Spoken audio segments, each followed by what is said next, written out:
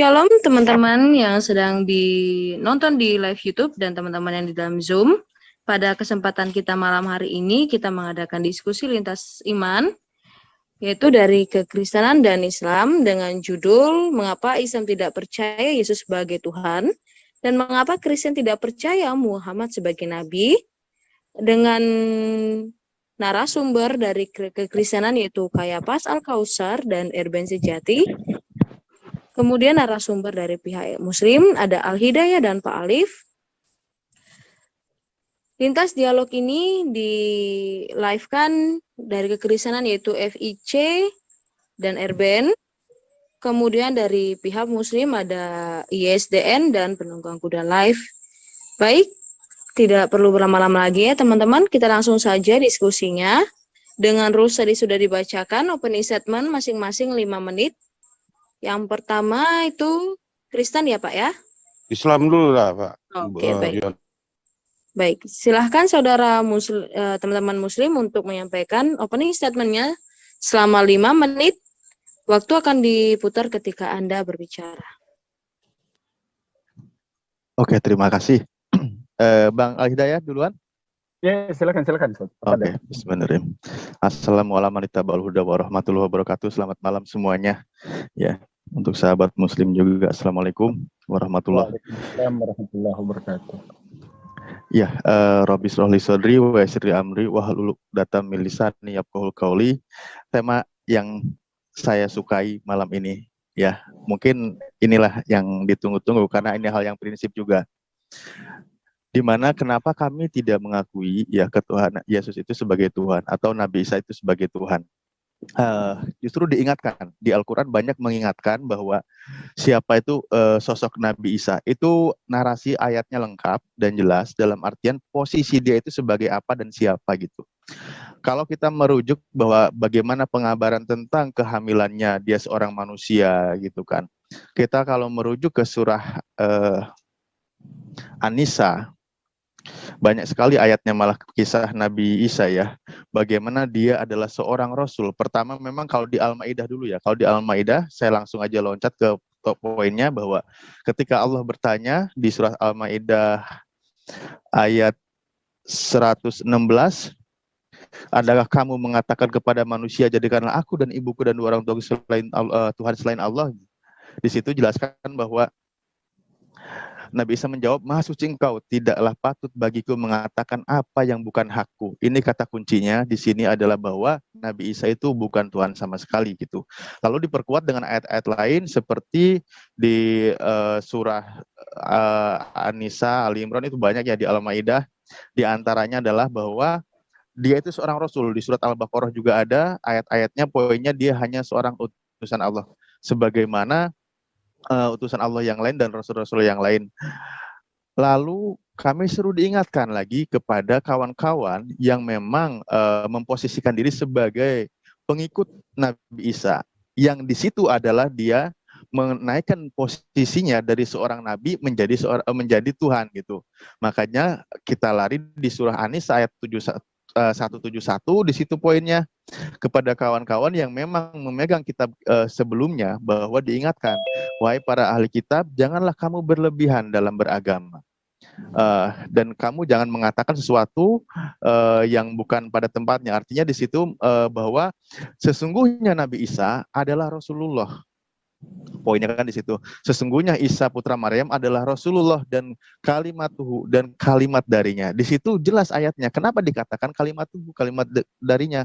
Tentu diciptakan dengan kalimat darinya. Karena ketika ada kata kalimatuhu itu menyimpan makna kata min atau dari gitu. Nah, bagaimana cara penjelasan darinya? Tentu ada di surah Maryam, ada di surah Al-Imran juga ada. Menjelaskan bagaimana Nabi Isa Siti Maryam akan mengandung seorang Nabi Isa, yang di situ merasa tidak mungkin seorang perawan suci, maka ketika Allah berkehendak sesuatu dengan kalimatnya jadi, maka itu akan terjadi. Disitulah poinnya. Makanya di sini diingatkan, janganlah kalian berlebihan dalam meyakini atau memposisikan seorang Nabi Isa ketika dia menjadi seorang utusan lalu dijadikan menjadi seorang Tuhan. Ya, Rasulullah dan kalimatnya. Aduh, waktu mau habis ya. Silakan dulu Bang Al-Hidayah. Maaf, saya nggak lihat timer. Ya. Berapa menit lagi? Dipas dulu Pak Kaisar. 1 menit 16 detik Pak Al-Hidayah. Oh, 1 menit 16 detik ya? Ya. Oke. Terima kasih Ustadz Alif. Oke, shalom, selamat malam kepada teman-teman, saudaraku Kristen ya di dalam Zoom ataupun di live chat atau di luar Zoom. Jadi tujuan kita di sini mungkin saya tidak menghuraikanlah apa yang sudah diterangkan oleh Ustadz Alif, tapi cuma saya ingin memberitahukan kehadiran kita di sini adalah semata-mata untuk mencari kebenaran dan menyampaikan apa yang benar. Daripada data, insya Allah dari Al-Quran, kita akan sampaikan juga sanggahan daripada Bible, dan ini memang suatu tema yang agak baik ya, menarik. Ini satu topik yang menarik. Karena apa? Inilah yang sering kita diskusi sepanjang-panjang debat. Inilah masalah dia. Di sini pokoknya. Kenapa Islam menolak Yesus atau Isa itu sebagai Tuhan? Karena dalam Al-Quran memang jelas dia itu hanya utusan Tuhan. Bahkan kepada kaum Bani Israel. Dan tidak lebih dari itu. Walaupun dia itu hanya sebatas kalimatullah, firmannya ke apanya. Tapi di dalam Al-Quran, Isa hanya sebagai nabi, utusan Tuhan. Nah, kalau eksistensi Allah, saya kira di mana-mana data juga insya Allah sebentar lagi nanti kita akan rungkai. Eksistensi Allah Subhanahu wa Ta'ala yang kita sembah di dalam Islam juga terdapat di kitab-kitab sebelah. Maaf, Pak Al-Hidayah, sudah selesai ya. Iya, terima kasih. Baik, terima kasih dari teman-teman Muslim telah menyampaikan opening statement dengan baik. Sekarang giliran Kristen, ada Pak Kayapas dan Pak Erben. Opening statement 5 menit. Waktu akan diputar ketika Anda berbicara. Oke. Jadi posisi Nabi dalam Kristen itu adalah wakil Allah kepada manusia, berbicara atas nama Allah untuk kepentingan Allah bagi manusia, itu Nabi. Jadi Nabi itu tidak pernah berbicara kepentingan dirinya, kebutuhan dirinya, keinginan dirinya, tidak. Tapi itu adalah kepentingan Allah. Artinya Allah memilih itu. Jadi Allah berbicara langsung kepadanya juga. Jadi seorang Nabi itu Allah berbicara melalui suara, melalui penglihatan seperti Musa.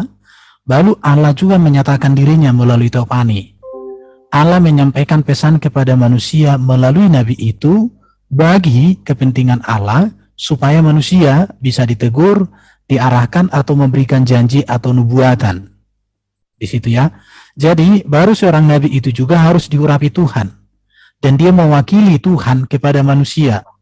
Ia berbicara untuk kepentingan Tuhan. Ya. Jadi ia berbicara bukan untuk kepentingan dirinya sendiri. Bahkan kalau kepentingan umat itu melalui imam, tapi Allah itu kepentingan Allah itu sendiri kalau nabi. Dan dasarnya bagi orang Kristen, mengapa tidak menerima Nabi Muhammad sebagai nabi? Karena tidak memenuhi kriteria-kriteria yang saya sebutkan tadi ini. Kriteria ini tidak dipenuhi ya. Baru sudah dikatakan juga di dalam Mazmur 147, 19-20, ia memberitakan firman-Nya kepada Yakub, ketetapan-ketetapannya dan hukum-hukumnya kepada Israel. Ia tidak berbuat demikian kepada segala bangsa dan hukum-hukumnya tidak mereka kenal. Baru dikatakan Ibrani pasal 1 ayat 1-4 ya, dikatakan pada zaman dahulu Allah berulang kali dalam berbagai cara berbicara kepada nenek moyang kita dengan perantaraan nabi, maka pada zaman akhir ia telah berbicara kepada kita dengan perantaraan anaknya yang ia tetapkan sebagai yang berhak menerima segala yang ada. Oleh dia Allah telah menjadikan alam semesta. Ia adalah cahaya Allah dan gambar wujud Allah yang menopang segala yang ada dengan firman-Nya yang penuh kuasa. Dan setelah ia selesai mengadakan penyucian dosa, ia duduk di sebelah kanan yang maha besar di tempat tinggi. Jadi setelah Yesus menyempurnakan semua ajaran para nabi di dalam PL ini, maka Kristen sudah menetapkan bahwa segala pengajaran atau segala apapun yang datang setelah Yesus itu bukan lagi kebenaran. Karena itu, dan tidak mungkin ada nabi bagi orang Kristen yang menyampaikan kebenaran tetapi bertentangan dengan Yesus. Karena Yesus adalah puncak dari seluruh karya kenabian dalam konteks Kristen. Kalaupun ada orang yang menjabat dengan karunia nabi di dalam PB, dia adalah meneruskan apa yang sudah disempurnakan, ditetapkan oleh Allah melalui Yesus Kristus. Jadi itu aja dulu saya sampaikan. Jadi setelah Yesus semua sudah selesai dan tidak ada lagi. Lanjut, Bro. Oke, terima kasih Bang Erben. Selamat malam saudara-saudara Muslim dan teman-teman Kristiani. Melanjutkan dari apa yang disampaikan oleh abang saya Bang Erben, mengapa Kristen tidak percaya bahwa Nabi Muhammad adalah Nabi yang setelah Tuhan Yesus? Karena kalau boleh share screen, bisa share screen ya? Iya, Kita silakan. ambil ini 1 Korintus 11 ayat 25. Ini setelah Yesus disalib ya. Kalau orang Islam kan nggak percaya Yesus disalib dan mati.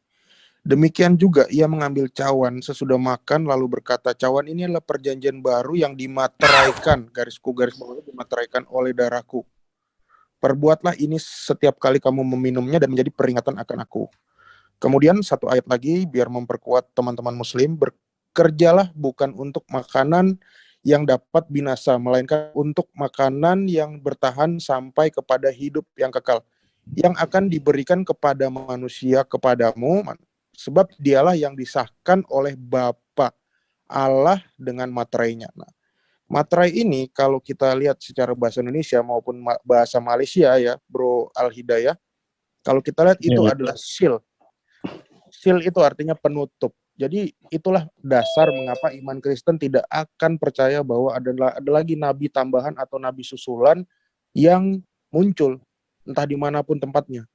Apalagi di daerah Arab ya. Itu justru kami tidak akan percaya karena kami sudah dimateraikan oleh perjanjian darah dan daging dari Yesus Kristus yang telah dinyatakan melalui salib dan kebangkitannya gitu. Mungkin itu saja yang saya sampaikan. Bang Erben mungkin mau ditambahkan lagi? Lanjut Bang. Oh habis. Habis. Baik, terima kasih teman-teman Muslim dan teman-teman Kristen telah menyampaikan opening statement dengan sangat baik sekali. Kemudian kita lanjutkan di respon masing-masing selama 20 menit ini. Masing-masing 5 menit tetap ya. Itu Kaisar ya. Iya. Kita mulai dari teman-teman Kristen untuk merespon dari opening statement tadi selama 5 menit, kemudian nanti akan dari Muslim juga merespon selama 5 menit, kemudian berganti lagi dari Kristen merespon 5 menit, dan dari Muslim juga merespon selama 5 menit dari apa yang dibahas ya. Silahkan Bro Kayapas. Aku dulu ya sedikit ya Bang. Oke, monggo. Ini aku kutip, mohon izinkan saya mengutip dari Al-Imran ayat 45. Di sini disebutkan bahwa Isa, kita bilang dari teman-teman Muslim yang selalu menuduh Isa itu adalah Yesus. Di sini Isa atau Al-Masih disebut sebagai orang yang terkemuka di dunia dan akhirat, ya, orang yang terkemuka di dunia dan akhirat. Nah, tapi kalau kita lihat tadi pernyataannya bahwa dari Bang Alip tadi bahwa Isa itu juga itu bukan Tuhan, tapi ini bertolak belakang karena dulu pernah ada orang yang bernama Aditya Warman yang berasal dari Sumatera Barat. Dia juga disebut Tuhan, gelarnya adalah Tuhan. Nah, jadi keanehannya itu adalah pertama, nah ini saya share screen sedikit ya. Ternyata Tuhan itu adalah bukan merujuk kepada Allah, tapi melainkan itulah Tuhan dari segala Tuhan. Makanya zaman itu orang disebut ada orang yang bergelar Tuhan gitu. Termasuk tadi dalil yang disampaikan oleh Bang Alip itu ada Al-Maidah 116. Itu juga mendukung pernyataan tentang ketuhanan dari Isa. Karena apa? Karena di situ Al-Maidah 116 kita melihat bahwa ternyata Allah itu bisa berbicara langsung dengan Isa, berbeda dengan Nabi Muhammad, sang nabi penutup. Dia tidak bisa berbicara langsung dengan Allah, tapi melalui perantara. Jadi menurut saya itu statement tadi, tanggapan saya itu justru bertolak belakang dengan apa yang disampaikan oleh Bro siapa tadi Bang Alip. Ini saya tampilkan orang yang bernama Aditya Warman itu, ini saya garis bawahi ya. Di dalam kitab para raton dia memiliki gelar Tuhan. Gelar Tuhan. Nah, ini mendukung bahwa tadi tentang kutipan bahasa Malaysia tadi yang saya bilang, Tuhan itu ternyata Tuan dari segala Tuhan. Nah, ini sejajar dengan istilah bahwa yang tertulis dalam Ali Imran ayat 45 itu terkemuka di dunia dan akhirat. Nah, ini jadi menjadi suatu kontradiktif atas premis yang disampaikan oleh teman-teman Muslim. Itu saja, mohon nanti tanggapannya ya. Saya kembalikan ke Bang Erben. Oke, aku presentasi sedikit ya.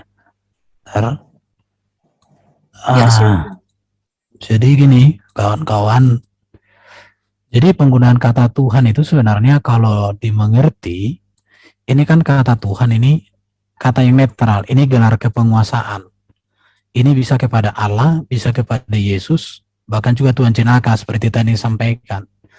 Ini penggunaan kata Tuhan ini sepadan dengan penggunaan kata Rob di dalam Quran. Kenapa? Karena ini bisa dipakai kepada Allah, kepada Muhammad, bahkan juga kepada Yusuf. Dan ini juga sama dengan penggunaan kata Gusti dalam bahasa Jawa. Jadi kata Tuhan di sini yang harus dipahami. Dan yang pertama kali memperkenalkan kata Tuhan ini sebenarnya itu adalah dari kata Melayu diperkenalkan oleh gereja ensiklopedia. Itu ya, jadi ini dia. Jadi kalau orang tidak menerima Yesus sebagai Tuhan, ya karena mungkin pemahamannya. Jadi kata Tuhan di sini ini beda makna ini. Jadi boleh dikatakan Yesus bukan Tuhan dalam konteks ini karena ini kata YHWH. Tetapi kalau konteks ini kan dari kata Tuhan artinya menguasai, pemilik, pemelihara. Memang Yesus penguasa. Kenapa? Karena dia berkuasa di bumi di surga. Dia berkuasa mengampuni dosa. Dia berkuasa atas maut. Bahkan dia berkuasa memberikan hidup yang kekal. Dia berkuasa membawa orang ke surga. Itu artinya kepenguasaannya. Tetapi kalau dikatakan dia adalah Tuhan dalam konteks huruf besar semua ini, maka itu berbeda lagi penjelasannya. Makanya orang Kristen itu selalu belajar tentang kealahan Yesus, ketuhanan Yesus, dan kemanusiaan Yesus. Kemanusiaan Yesus itu memang dia berasal dari rahim perawan Maria. Tetapi kealahan Yesus itu dia adalah firman sendiri. Tetapi kalau disebut ketuhanan Yesus, itu berbicara kepenguasaan Yesus. Jadi ini dibedakan ini antara kealahan, kemanusiaan, dan ketuhanan. Kealahan itu berbicara hakikat Yesus sebagai firman. Kemanusiaan berbicara bahwa dia manusia yang sempurna, yang tidak berdosa, manusia yang berkuasa mengampuni dosa, yang berkuasa untuk mengadakan mujizat dan lain sebagainya. Dan ketuhanan Yesus ini tidak dipisahkan dan tidak dibenturkan dari keilahiannya dan kemanusiaannya. Jadi ketuhanan Yesus ini adalah kepenguasaan. Kisah Rasul 2 ayat 36 dikatakan Allah membuat Kristus yang disalibkan menjadi Tuhan. Artinya di sini bahwa ketuhanan itu berbicara kepenguasaan, keotoritasan yang Allah berikan kepada Yesus itu sendiri. Itu aja. Terima kasih Tim Sejati. Baik, silakan dari pihak Muslim untuk merespon. Saya dulu, ya. Ya, Silakan, baik. silakan. Baik, terima kasih. Jadi saya kembali ke tema aja. Kenapa Islam tidak mengakui Yesus sebagai Tuhan? Saya kutip tentang Rasulullah ya, tentang Rasulullah. Kalau tadi saudara dari pada pihak sebelah mengatakan bahwa Rasulullah itu memang jauh setara lah, jauh sekali dengan Yesus ya. Tapi ada beberapa kalimat di dalam Al-Quran yang juga tidak pernah disebutkan oleh semua manusia di dalam muka bumi ini. Ini yang saya tantang nih. Coba kita lihat di dalam surah An-Anbiya 107. Dan tidaklah kami mengutus engkau wahai Muhammad melainkan untuk memberi rahmat kepada sekalian alam. Sementara Yesus berkata di kitab sebelah, dia itu hanya kepada Bani Israel, kepada Bani Israel, kepada Bani Israel, kepada Bani Israel. Adapun di Injil Matius 28 ayat 18 sampai 19, oleh karena itu pergilah ke semua bangsa yang dulunya itu makhluk atau sekarang menjadi ke penjuru bumi, baptislah dalam nama Bapa, Anak dan Roh Kudus. Itu baru ayat dan tidak tahu keasliannya. Oke, jadi tentang itu bukan kita menyerang tapi ini tekstual. Saya mohon maaf kalau sekiranya saya kedengaran agak bukan marah ini, tapi ini kan kita menerangkan saja. Saya mohon maaf sebelumnya. Karena ini Alkitabiah. Nah, di dalam Al-Qur'an juga diterangkan bahwa dan Rasulullah itu adalah diutus kepada semua umat manusia, wa ma arsalnaka illa fatalinnas. bukan untuk satu-satu kaum ataupun bani tertentu.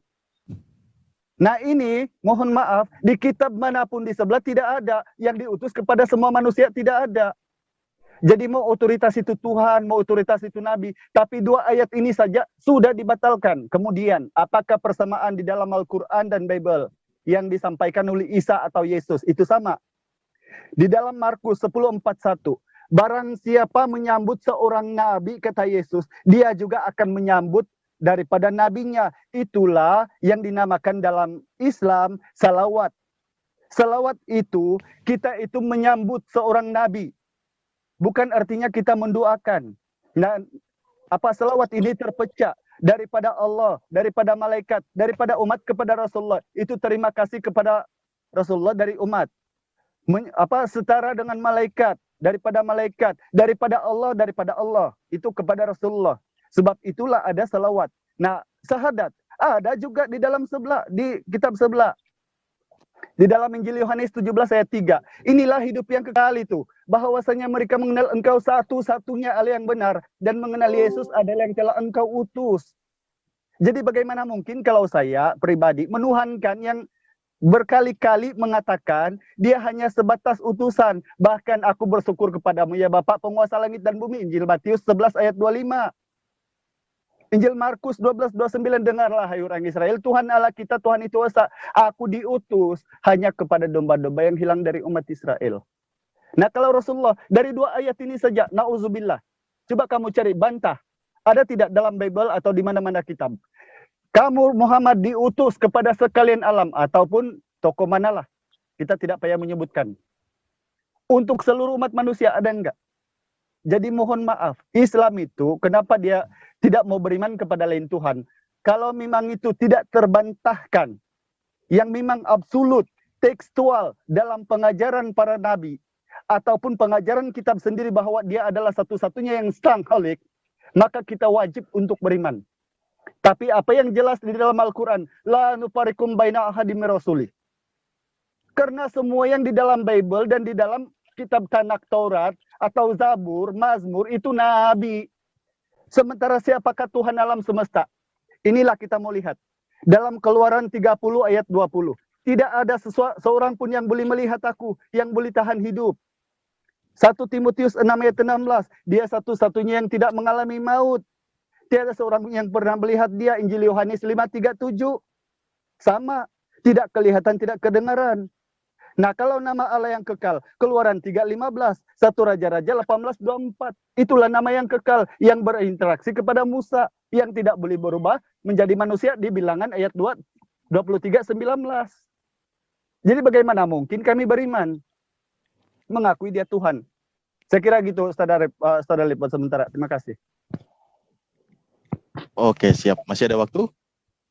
Ya, bagaimana, Tok Kaisar? Ya. Waktunya? 13 detik lagi. 13 Ya, detik lagi. terima kasih. Bapak. Tadi siap. Ya, tadi Bang Kaisar ya menyepakati ayat yang saya share, ya alhamdulillah gitu. Terus dia mungkin kata wajihan fi dunya wal akhirah. Nah, ketika ayat itu diungkapkan, justru itu bagaimana dalam beberapa keterangan diklarifikasi lah istilahnya Tuhan. Semua para nabi itu dipanggil. Apakah engkau mengatakan ya siap, terima kasih. Ya, terima kasih Pak Alif dan Siap, Pak siap. Hidayah atas responnya. Sekarang kayak pas untuk merespon kembali yang telah dibawakan oleh teman-teman Muslim tadi ya. Iya, terima kasih. Saya sedikit menambahkan ya. Waktunya berapa menit, moderator? 5 menit nanti. 5 5 menit ya? menit dari iya. kalian dan 5 menit dari mereka nanti. Share screen lagi boleh ya? Boleh, silakan. Tadi Brother Al-Hidayah mengutip dan berstatement bahwa tidak ada kalimat yang lebih baik daripada Al-Anbiya ayat 107. Dan lucunya tadi ada kata-kata nama Nabi Muhammad di situ. Sementara kalau kita lihat di dalam tulisan aslinya, itu tidak ada kata-kata Nabi Muhammad, melainkan dalam kurung. Nah, ini saya buat kutipan dari agama lain ya. Ini Buddha juga mengutip kalimat yang mirip. Semoga semua makhluk hidup berbahagia. Sabe sata bavantu suki tata. Nah, ini jadi ada tandingan ini. Bahkan ini disebutkan oleh Sang Buddha itu sendiri. Jadi premis bro, siapa tadi Al-Hidayah mungkin terbantahkan. Terus yang kedua mengenai mengenai ayat-ayat perjanjian lama dan perjanjian baru yang dikutip tadi, raja-raja apa tadi segala macam, itu sudah terbantahkan. Karena apa? Karena kita mengetahui bahwa pengikut Isa atau Hawariun itu sendiri, semua bisa di-track matinya di mana, pengikutnya di mana, ajarannya ada di mana, semua bisa di-track, dan semuanya mengakui bahwa Yesus adalah Tuhan dan Allah dan Juru Selamat atau Mesias itu sendiri. Sementara di dalam keislaman kita tidak akan menemukan pandangan, sorry ya saudara-saudara muslim, kita tidak akan menemukan pandangan dari Hawariun itu kemana. Apakah dia semuanya lenyap di sungai kah? Atau dibunuh sama Hercules atau sama siapa? Atau dibantai sama siapa? Kita nggak bisa tahu. Dan apakah Hawariun itu mengertikah bahwa gurunya mereka, si Isa itu disalib atau diserupakan? Kita nggak pernah tahu gitu. Karena kalau dibilang bahwa Hawariun itu tidak mengakui bahwa Isa itu adalah Tuhan, maka mereka harus bertentangan tentang fakta sejarah gitu. Kita tidak akan menemukan bahwa ada pengikut Isa atau Yesus yang tidak mengakui bahwa Yesus adalah Tuhan dan dia tidak mati di kayu salib.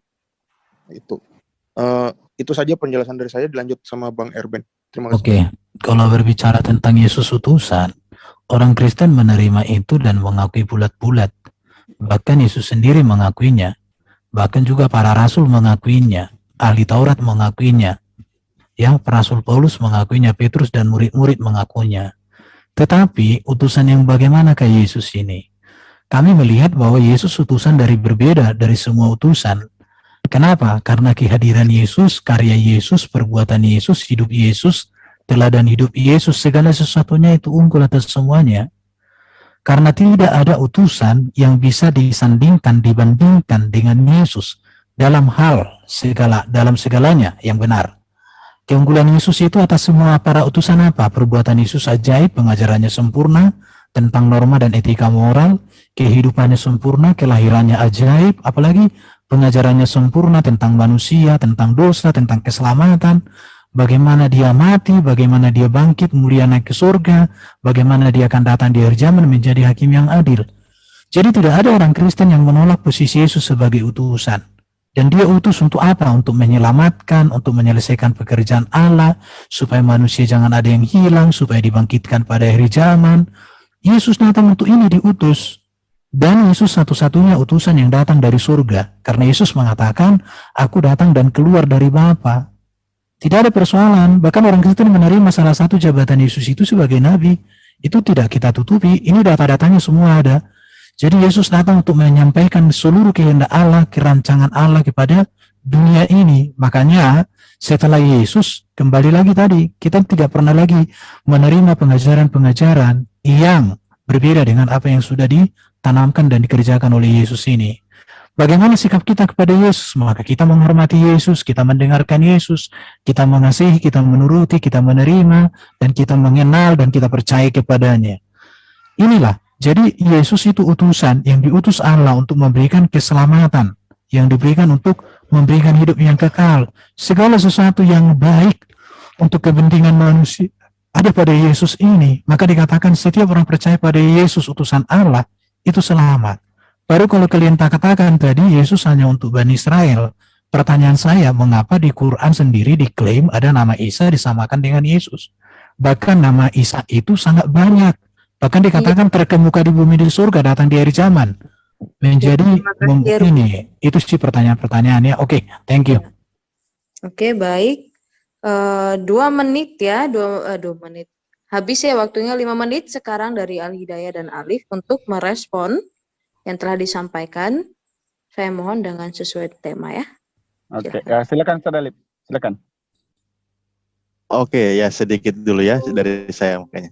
Tadi, saya menanggapi yang sebelumnya aja dulu ya, bahwa disepakati ketika Nabi Isa itu adalah wajihan fid dunya wal akhirah, artinya yang terkemuka di dunia dan di akhirat.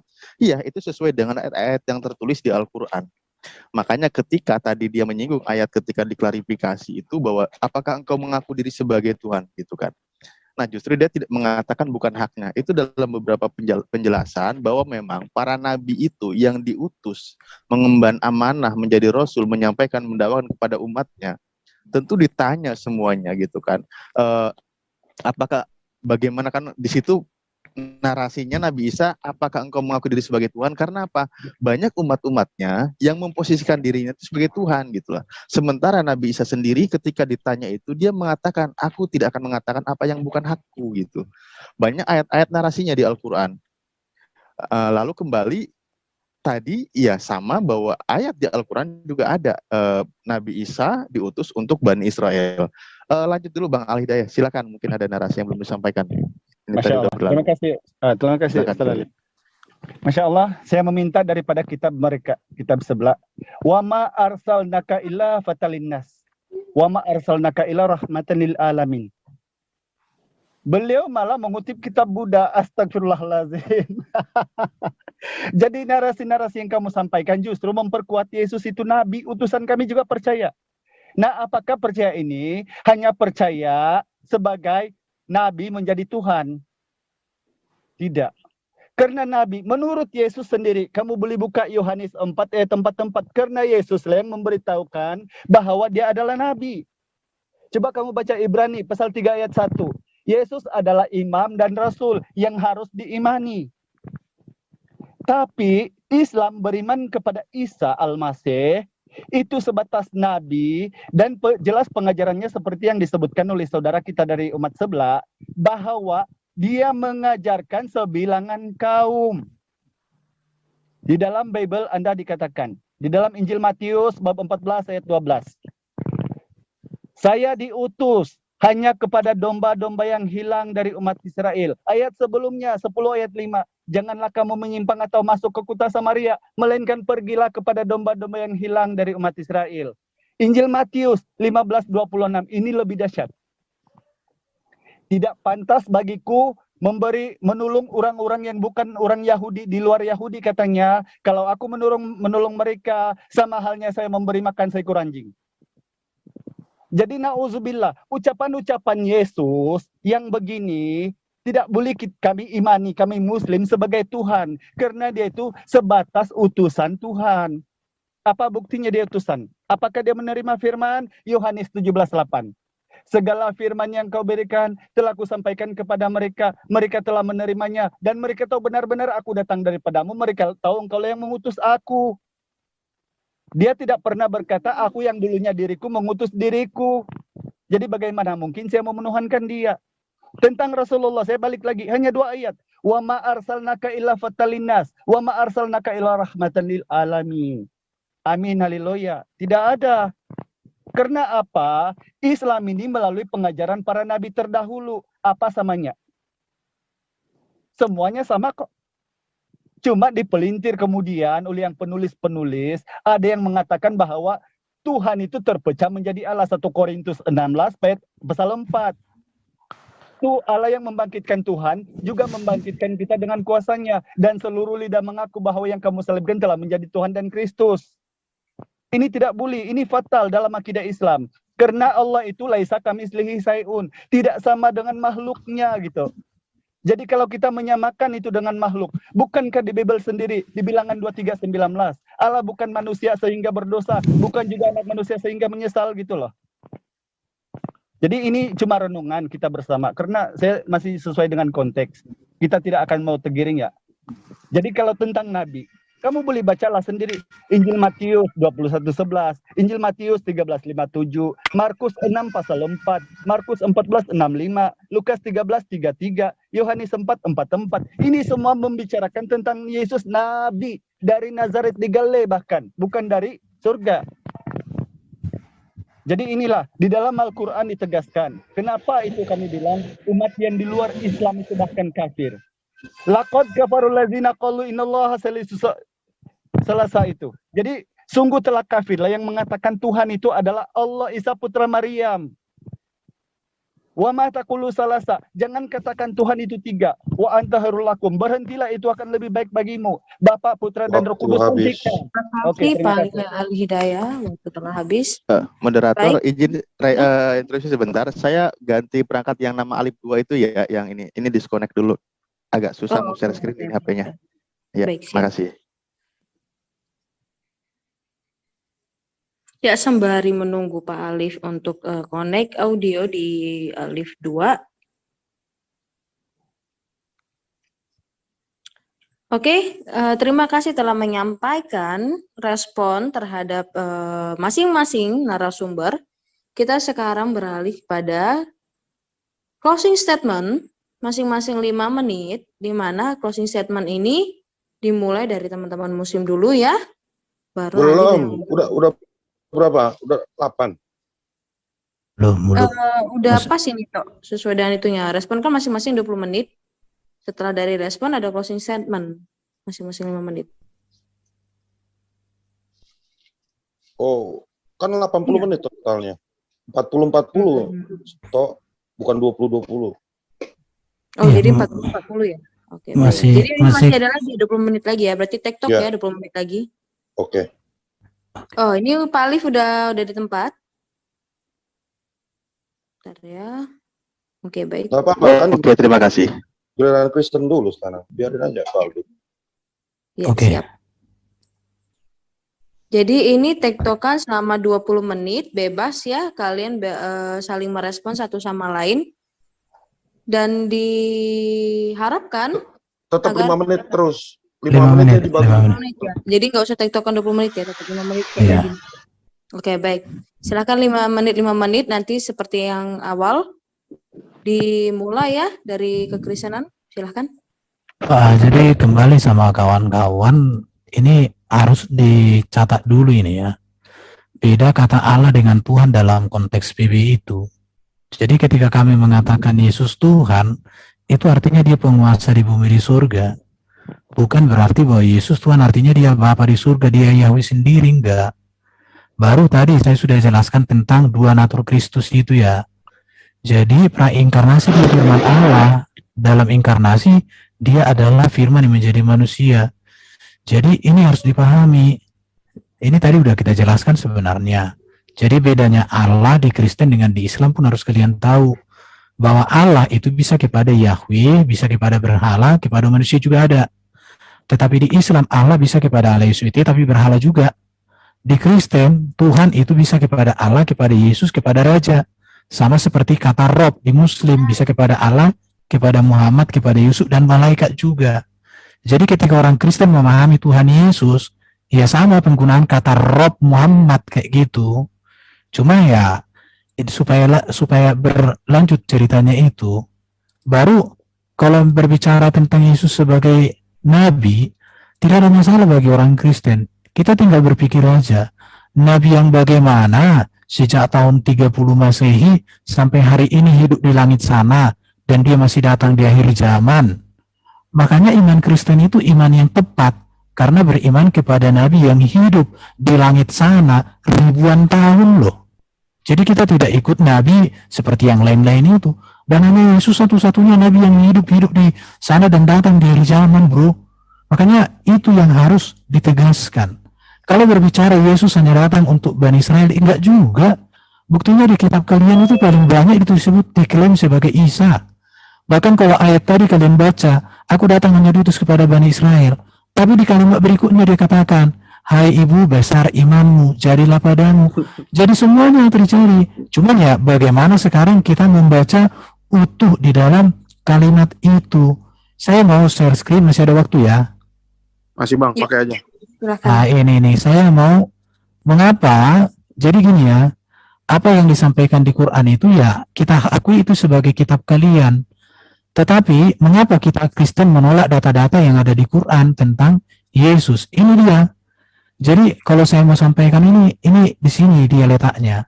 Bahwa Quran ini kan datang 600 tahun ya, abad ke-7 setelah Injil. Di sini apa yang ditulis di sini memang berbeda dengan apa yang di sini. Itu berbeda. Nantilah ada waktunya kita akan berbicara untuk konteks Islam ya, karena tadi kita kan masih fokus bicara Kristen. Baru Quran itu ditulis bagaimana, itu hadis ditulis bagaimana, sirah nabawi, kanonisasi. Bahkan hadis ini pun kalau di kitabnya Muslim itu kan ditulis oleh orang-orang di Iran loh. Gak ada orang Arab loh yang nulis hadis. Kanonisasi Quran terbaru itu 1924 loh. Bagaimana relasi 1924 dengan di sini? Ini pun kalian gak bisa jelaskan di sini. Jadi artinya apa yang kisah-kisah di sini itu memang tidak ada kaitan karena jaraknya sudah bayangkan 600 tahun. Jadi Isa di dalam apa yang dituliskan di Wahyu ini berbeda dengan Yesus yang ada di sini. Baik dari namanya, nama mamanya, nama orang keluarganya, sukunya, kelahirannya, cara hidupnya, karyanya, sampai kematian kebangkitannya semua berbeda. Itu ya, Ring. Lanjut dulu, bro. Ya lanjutin aja Bang. Enggak. Udah, lanjut. Ya jadi saya ulangin lagi ya, memang masalah untuk membaca kalian ini agak bermasalah ya, karena terus terang ini jujur dari hati yang paling dalam. Bro Al-Hidayah ini berapi-api menjelaskan, dan selalu muslim-muslim yang ngambil, aku hanya diutus untuk domba-domba yang tersesat. Padahal Matius 15 itu adalah daerah Tirus, dan kalau kita baca itu ada penjelasan juga di dalam ayat tersebut bahwa itu adalah orang Siro Venesia, artinya seperti tadi Bang Erben bilang. Malah 2 ayat setelahnya Tuhan Yesus malah ngomong gini, besarlah imanmu gitu, dia ngomong gitu, ya hai ibu besarlah imanmu, dan malah dikabulkan. Kalau sesuai dengan apa yang dikatakan Bro Al-Hidayah tadi, maka seharusnya orang Siro Venesia atau orang Irak tadi itu tidak akan dikabulkan gitu. Terkait masalah hanya untuk orang Israel, ini malah saya akan menunjukkan lagi di dalam surat Yasin ayat 14. Di situ ditulis bahwa ada utusan Isa di situ. Memang di situ tidak tertulis Isanya ya, tapi menurut tafsir Jalalain Ibnu Katsir menulis utusan. Tidak peduli namanya siapa, tapi terima kasih, waktu telah selesai, Pak Kayapas. Ya, utusan ke Antioquia ya. Thank you. Ya, terima kasih teman-teman Kristen telah menyampaikan responnya.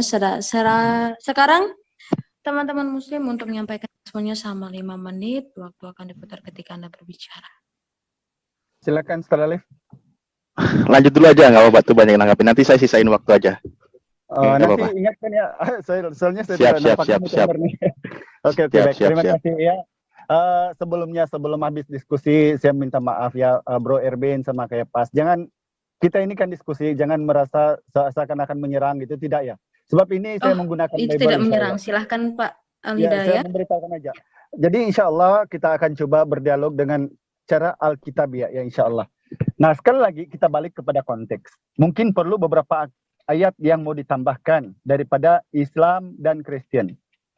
Kenapa Isa itu katanya tadi saya salah sebab dia itu diutus kepada Bani Israel, sementara Bro Erben mengatakan nanti kedatangannya yang kedua itu kan untuk menjadi hakim yang adil. Tapi di dalam hadis dikatakan tujuannya itu, Bro, astaga. Ini mohon maaf. Dia itu membunuh babi, menghapuskan salib, menghapuskan pajak jizyah, dan menghapuskan Dajjal, membunuh Dajjal itu tujuan utama. Nah, kenapa itu terjadi? Kalau kita konfirmasikan lagi dengan Bible, dalam Injil Matius, bab 7 ayat 22 dan 23, pada zaman akhir, saat akhir, banyak yang berseru kepadaku, Tuhan, Tuhan, bukankah kami bernubuat dalam namamu, mengusir setan dalam namamu, dan melakukan tanda mukjizat dalam namamu juga. Pada waktu itulah kata Yesus, zaman akhir ini, aku akan datang kepada mereka dan berkata, aku tidak pernah mengenal engkau, inilah daripadaku kamu sekalian pembuat kejahatan. Jadi mohon maaf, kami tidak mau menuhankan Yesus karena ayat itu. Apa yang samanya di dalam Al-Quran? Ya Bani Israel, surah Al-Zukhruf, ayat 6. Sesungguhnya dia adalah utusan Allah yang membenarkan kitab sebelumnya. Dalam Injil Matius, bab 5, ayat 17. Aku datang bukan untuk meniadakan hukum Taurat dan kitab para nabi. Kalau dia Tuhan, masa Tuhan menubuatkan kitab Tuhan? Itu. Jadi fatal ini hukumnya. Kalau Islam memang Tuhan itu sesuatu sesembahan, mengacu kepada Allah sesembahan itu. Nah, kalau di keyakinan kamu sebelah mengatakan Tuhan itu beda dengan Allah, silakan aja. Karena dalam Islam dikatakan wa ma taqulu salasa, laisa kamitslihi syai'un. Allah itu tidak serupa dengan makhluk. Sesembahan itu. Jadi kalau kamu mengatakan bahwa Isa itu adalah Tuhan dan Allah itu yang mengutusnya, eksistensi sang pencipta, seperti yang pernah diimani juga. Bahwa itulah yang mengutus gambarannya yang kedua untuk menjadi penebus juru selamat. Itu silakan. Tapi dalam Islam, kami tidak mau beriman iming-iming. Sebab itulah dari seluruh penjuru bumi hanya ada Allah Subhanahu wa taala. Ditanya ke Israel, ditanya ke orang putih, ditanya ke Negro, Timur dan sebagainya, semua Allah. Tidak ada kami yang namanya YHWH, Yahweh, Hasim, Adonai, Elohino. Semua itu tidak ada. Kurios Pius tidak ada. Sebab apanya? Itulah yang dikatakan dalam Keluaran bab 3 ayat 15. Akulah Tuhan Allahmu, namaku Allah yang menyatakan diri kepadamu, sembahlah Allah Ishak, Yakub, Abraham. Al-Baqarah 133 juga sama. Musa diperintahkan menyembah Allah Ishak, Yakub, Abraham, sama. Itu Allah Subhanahu wa taala. Tapi kami tidak membenarkan itu. Ya, terima kasih Ustaz. Itu aja, lanjutkan. Saya izin sambil saya screen ya. Izin sambil share screen ya. Ya, Biar agak enak. Oke. Kalau masih lanjut nggak apa-apa. Nah, ini kan poinnya di sini juga kan, bahwa ketika tadi dikatakan bahwa Isa menjawab, Maha Suci Engkau, tidaklah patut bagiku mengatakan apa yang bukan hakku mengatakannya. Jadi di ayat berikutnya 117, Makultu lahum ilama amartani. Aku tidak pernah mengatakan kepada mereka kecuali apa yang engkau perintahkan kepadaku. Mengatakannya yaitu Ubudullaha rabbi wa rabbukum, sembahlah Allah Tuhanku dan Tuhanmu.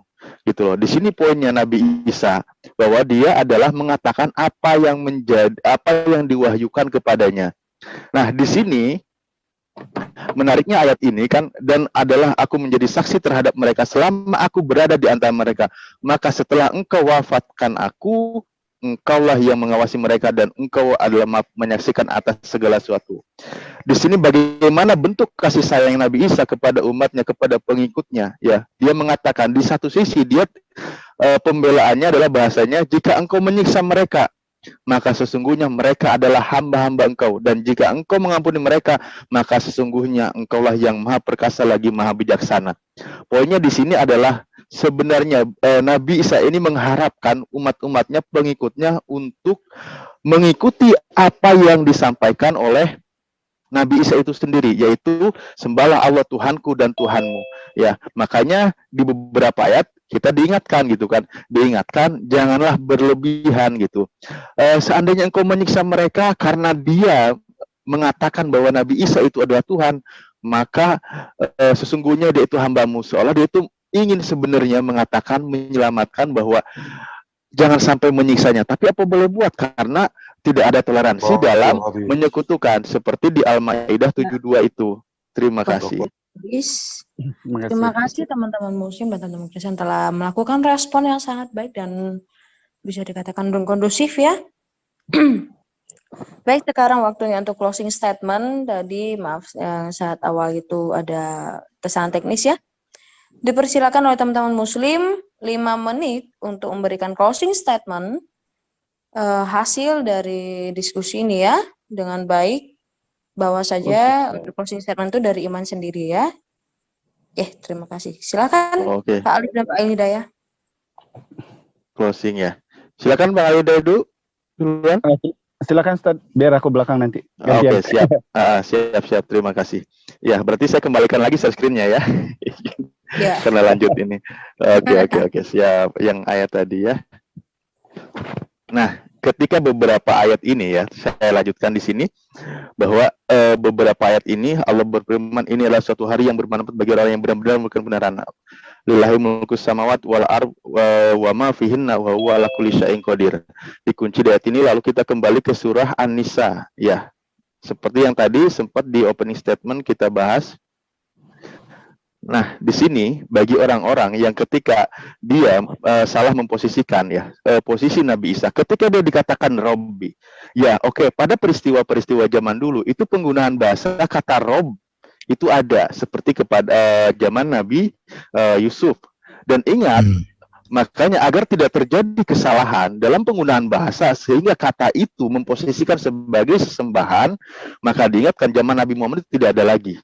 Ya, karena apa? Banyak terjadi kesalahan seperti umat-umat sebelumnya gitu loh. Makanya Nabi Muhammad itu dipanggil apa? Sayyid, sebagai Gusti. sebagai ya Gusti lah, pokoknya panggilan tertingginya. Allahu Rabbul Alamin, Tuhan semesta alam, kan gitu. Nah, karena terjadi kesalahan dalam menarasikan sehingga menaikkan posisi seorang hamba menjadi seorang yang disetarakan dengan Tuhan, makanya di sini diingatkan, janganlah kalian berlebihan dalam beragama, dan jangan kalian berkata kepada Allah kecuali dengan yang hak, gitu kan. Sesungguhnya Nabi Isa putra Maryam adalah Rasulullah dan kalimatuhu, gitu loh. Di sini ayatnya jelas. Dia itu adalah seorang utusan Allah dan kalimat darinya tadi sudah disinggung ayatnya. Kenapa ada ayat seperti ini, kan gitu. Penjelasannya ada di surah Maryam dan surah Ali Imran, dan yang tidak ada mungkin di kitab kawan-kawan adalah di surah Ali Imran ayat 59-nya. Inna masalah Isa kan masalah Adam, gitu kan. Perumpamaan penciptaan Nabi Isa itu sebagaimana penciptaan Nabi Adam. Di situ yang tidak ada narasi di kitab sebelumnya, sehingga terjadi kesalahan dalam memposisikan siapa Nabi Isa, gitu. Karena apa? Jelas di Al-Quran dia itu sebagai ciptaan Allah, gitu, dengan kalimatnya. Ya, mungkin masih ada waktu. Silakan kalau nggak Bang Ali Daya dulu, boleh? Takut saya kebablasan ini. Ya, selesaikan aja Ustaz kalau ada lagi. Selesaikan nih, biar sedikit aja. Oke. Enggak, bagi aja ini dikit lagi. Silakan lanjut. Manfaatkan waktu. Baik, terima kasih. Intinya saya mohon maaf kalau sepanjang dialog ini ada terkasar bahasa ya, tersalah bahasa. Tapi kita ini di sini dalam ranah mencari Tuhan, mencari sembah yang benar. Jadi insya Allah dengan apa yang kita hujat, saya tidak akan pernah keluar maupun daripada pihak narasumber Islam, tidak pernah keluar daripada konteks, dan tidak ada yang kurang Alkitabiah maupun daripada dua-dua data. Karena itulah yang membuatkan kami ketika ditanya, kenapa ya kamu tidak mau bertuhankan Yesus? Bagaimana mungkinnya? Itulah saya ulang lagi sekali. Bahkan kalau saudara Ustadz Alif tadi mengatakan, menyinggung bahwa Rabbu wa Rabbukum, sembahlah Tuhanku dan Tuhanmu. Itu juga ternyata ada di Injil, di Bible. Itu di dalam Yohanes 20:17. Jangan sentuh aku, jangan pegang aku. Katakan kepada mereka, sebab aku akan pergi kepada Bapakku dan Bapakmu, Allahku dan Allahmu, kata Yesus. Bahkan dalam Injil Matius 4 ayat 10. Inilah iblis. Sembahlah Tuhan Allahmu, sebab ada tertulis hanya kepada Dia, bukan kepada engkau berbakti. Jadi inilah beberapa ayat selain daripada ada beberapa poin tadi yang mungkin minimal boleh digunakan pakai untuk menolak ketuhanan Yesus. Karena memang bukan kami menolak Yesus. Kami justru memuliakan Yesus sebagai abduhu wa rasuluh, hamba dan utusan. Dan itu terdapat di Bible, dua-dua datanya kita rungkai. Alhamdulillah. Jadi bagaimana mungkin kita mau paksakan tentang Rasulullah? Sekali lagi saya balik. Wa ma arsalnaka illa fatalinnas, wa ma arsalnaka illa rahmatan lil alamin. Gunalah mana-mana kitab pun. Ada yang setara dengan itu enggak? Diutus untuk semua manusia dan pemberi rahmat kepada sekalian alam. Oke, terima kasih dengan waktunya. Mohon maaf kalau ada tersalah bahasa dan terkurangnya gitu. Maaf, saya ini insan biasa. Assalamualaikum warahmatullahi wabarakatuh. Baik, terima kasih dari Masih ada waktu? Habis ya? Masih ada 107. Oh, Nah, lumayan kita manfaatkan Bang Al Hidayah ya. Ya, silakan. Ya, betul, kita kuatkan lagi apa yang disampaikan Bang Al Hidayah bahwa Rasul Allah itu Nabi Isa itu Rasulullah, dan bagian dari kelebihannya itu ada. Makanya tilka rasul padola ba'dukum ba'do, gitu kan. Itulah para rasul, di mana masing-masing para utusan Allah itu adalah memiliki kelebihan masing-masing. Ya, bagaimana ada yang langsung berkomunikasi seperti Nabi Musa, bagaimana ada yang langsung dilahirkan yang tanpa ayah seperti Nabi Isa dan lain sebagainya. Juga Nabi Muhammad. Nah, kembali lagi bahwa semua itu adalah utusan Allah. Makanya kami disuruh beriman apa yang diwahyukan kepada Nabi Adam, Nabi Nuh, Nabi Ibrahim, Nabi Musa, Nabi Isa, semua sama untuk menyembah Allah saja, Tuhanku dan Tuhanmu. Itu semua sama. Makanya tidak ada posisi yang menaikkan bahwa dari seorang utusan, seorang nabi, seorang manusia menjadi seorang Tuhan. Kalau tadi kata Rob dipadankan menjadi sesembahan, itu yang salah, karena sesembahan itu kan kata ilah. Makanya ketika zaman dulu terjadi kesalahan dalam menarasikan, diingatkanlah datang Nabi sesudahnya. Oke, terima kasih. Ya, terima kasih untuk menyampaikan closing statement-nya. Silakan dari pihak Kristen untuk menyampaikan closing statement-nya. Silakan bro, duluan. Ya Bu, sedikit ya. Terima kasih atas statement-nya tadi dari teman saya Al Hidayah yang sudah berbuih-buih menjadi permadani. Nah, ini terkait Allah dan Tuhan tadi. sebaiknya kita fokus ke situ saja, karena penjelasan kami tadi sudah jelas bahwa di dalam Al-Quran sendiri itu justru Isa itu terserah dari kalian. Justru ayat-ayat yang dalam Al-Quran itu Isa adalah sebagai Tuhan, sebagai Tuhan dari segala Tuhan, gitu loh. Kami tidak perlu memaksakan, oh ini langsung ini jadi Allah. Tapi Al-Quran sendiri yang menulis, gitu. Terkait Salisu Salasa itu bukan Tritunggal, bro. Itu Islam menyerang bidat yang namanya Triteisme. Atau tokohnya yang kalian bisa lihat di dalam YouTube itu, teman-teman yang kalian rangkul sendiri, si Jody Hindarto gitu, ajaran Triteisme. Itu bukan Tritunggal. Nah, malah di dalam surat At-Taubah ya, ini malah gini, ini orang-orang Nasrani menjadikan rahib-rahibnya sebagai Tuhan selain Allah dan Al-Masih. Nah, ini seharusnya kalimat rancu. Rahib-rahibnya sebagai Tuhan selain Allah dan Al-Masih, tapi di sini dibikin koma. Padahal kita lihat dalam bahasa Arabnya ini tidak ada koma. Ini diberi tanda kurung lagi. Jadi ini sebenarnya memang Al-Quran tidak bermasalah terhadap kodrat Yesus yang ada dalam Galatia 2 ayat 9. Bahwa di dalam dialah terdapat seluruh kepenuhan jasmania, seluruh kepenuhan Allah, kealahan. Jadi Yesus itu manusia dan Allah. Itu nggak bisa. Kalian nggak bisa mengutak-ngatik itu. Termasuk tadi mengutip-ngutip Alkitab, mengutip-ngutip ayat Injil gitu. Karena semua penulis Injil nggak ada yang mualaf, bro. Dan udah gitu, di Al-Quran tidak ada satupun kata Kristen. Yang ada malah Nasrani. Nasrani juga itu adalah bidat dari kekristenan. Gitu. Kisah Para Rasul 2 ayat 45. Ya, itu saya tambahkan, dilanjutkan sama Bang Herben. Bang. Oke. Jadi saya bisa katakan data Quran tentang Yesus itu tidak valid dan tidak ada hubungan. Kenapa? Alkitab ini kan ditulis oleh saksi fakta loh, bro. Artinya mereka melihat, mereka mengalami, baru ditulis pelaku sejarah, ditulis dalam manuskrip, bukan dalam pelepah kurma dan lain sebagainya. Artinya tulisan itu bisa disimpan. Baru saksi fakta itu hidup dan mati untuk apa yang mereka tulis. Semua mereka yang menulis daripada kisah tentang Yesus, mereka hidup membaktikan untuk apa yang mereka tulis. Dan tulisan itu dipakai gereja secara am dan dilestarikan sampai hari ini. Makanya manuskrip Alkitab puluhan ribu. Tetapi bagaimana dengan Quran? Saya katakan jong, tidak ada. Quran ditulis bukan oleh saksi fakta. Bukan ditulis oleh pelaku sejarah. Bahkan tidak ada manuskrip Quran sampai hari ini yang utuh. Baru penulis Quran ini apakah hidup dan mati untuk apa yang diceritakan tentang Isa? Tidak. Justru menyangkalinya. Tulisan ini apakah pernah dipakai gereja? Quran ini enggak pernah. Jadi makanya kalau kalian mau memahami Yesus dari Quran, tidak akan nyambung di situ. Kenapa? Ini jaraknya ini 6 abad, bro, 6 abad. Di situ ya. Itu yang harus dipahami. Jadi saya mau katakan ini, Yesus itu Tuhan. Tetapi dari tadi saya sudah jelaskan kata Tuhan itu artinya luas. Bisa Tuhan, bisa raja, kaisar. Dan konteks Yesus itu untuk gelar kepenguasaan jabatan. Ini dia ya, kata kurios itu berpadanan dengan kata Inggris lord, berpadanan dengan kata ini kuros, artinya kepenguasaan itu. Di situ baru sama dengan kata rob tadi atau dengan kata gusti. Ini penggunaan kata Tuhan atau kurios dalam konteks PB. Saya cepatkan aja karena ini udah ulang-ulang tuh sampaikan, nanti bisa dicek kawan-kawan, dihentikan videonya kalau mau. Jadi kalau kami mengatakan Yesus Tuhan, yes, betul. Kenapa? Karena dia berkuasa di bumi di surga.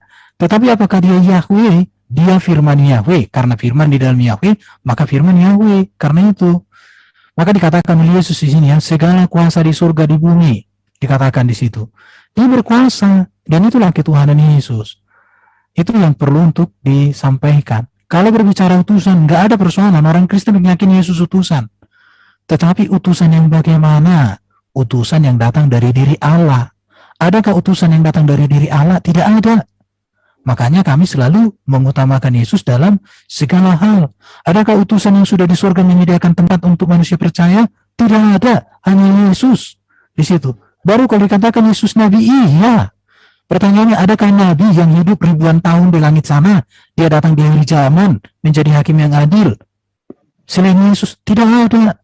Jadi menurut saya nih udah komplit kalau kita beriman kepada Yesus itu. Oke, waktu habis. Waktu ini kok habis-habis terus ini ya.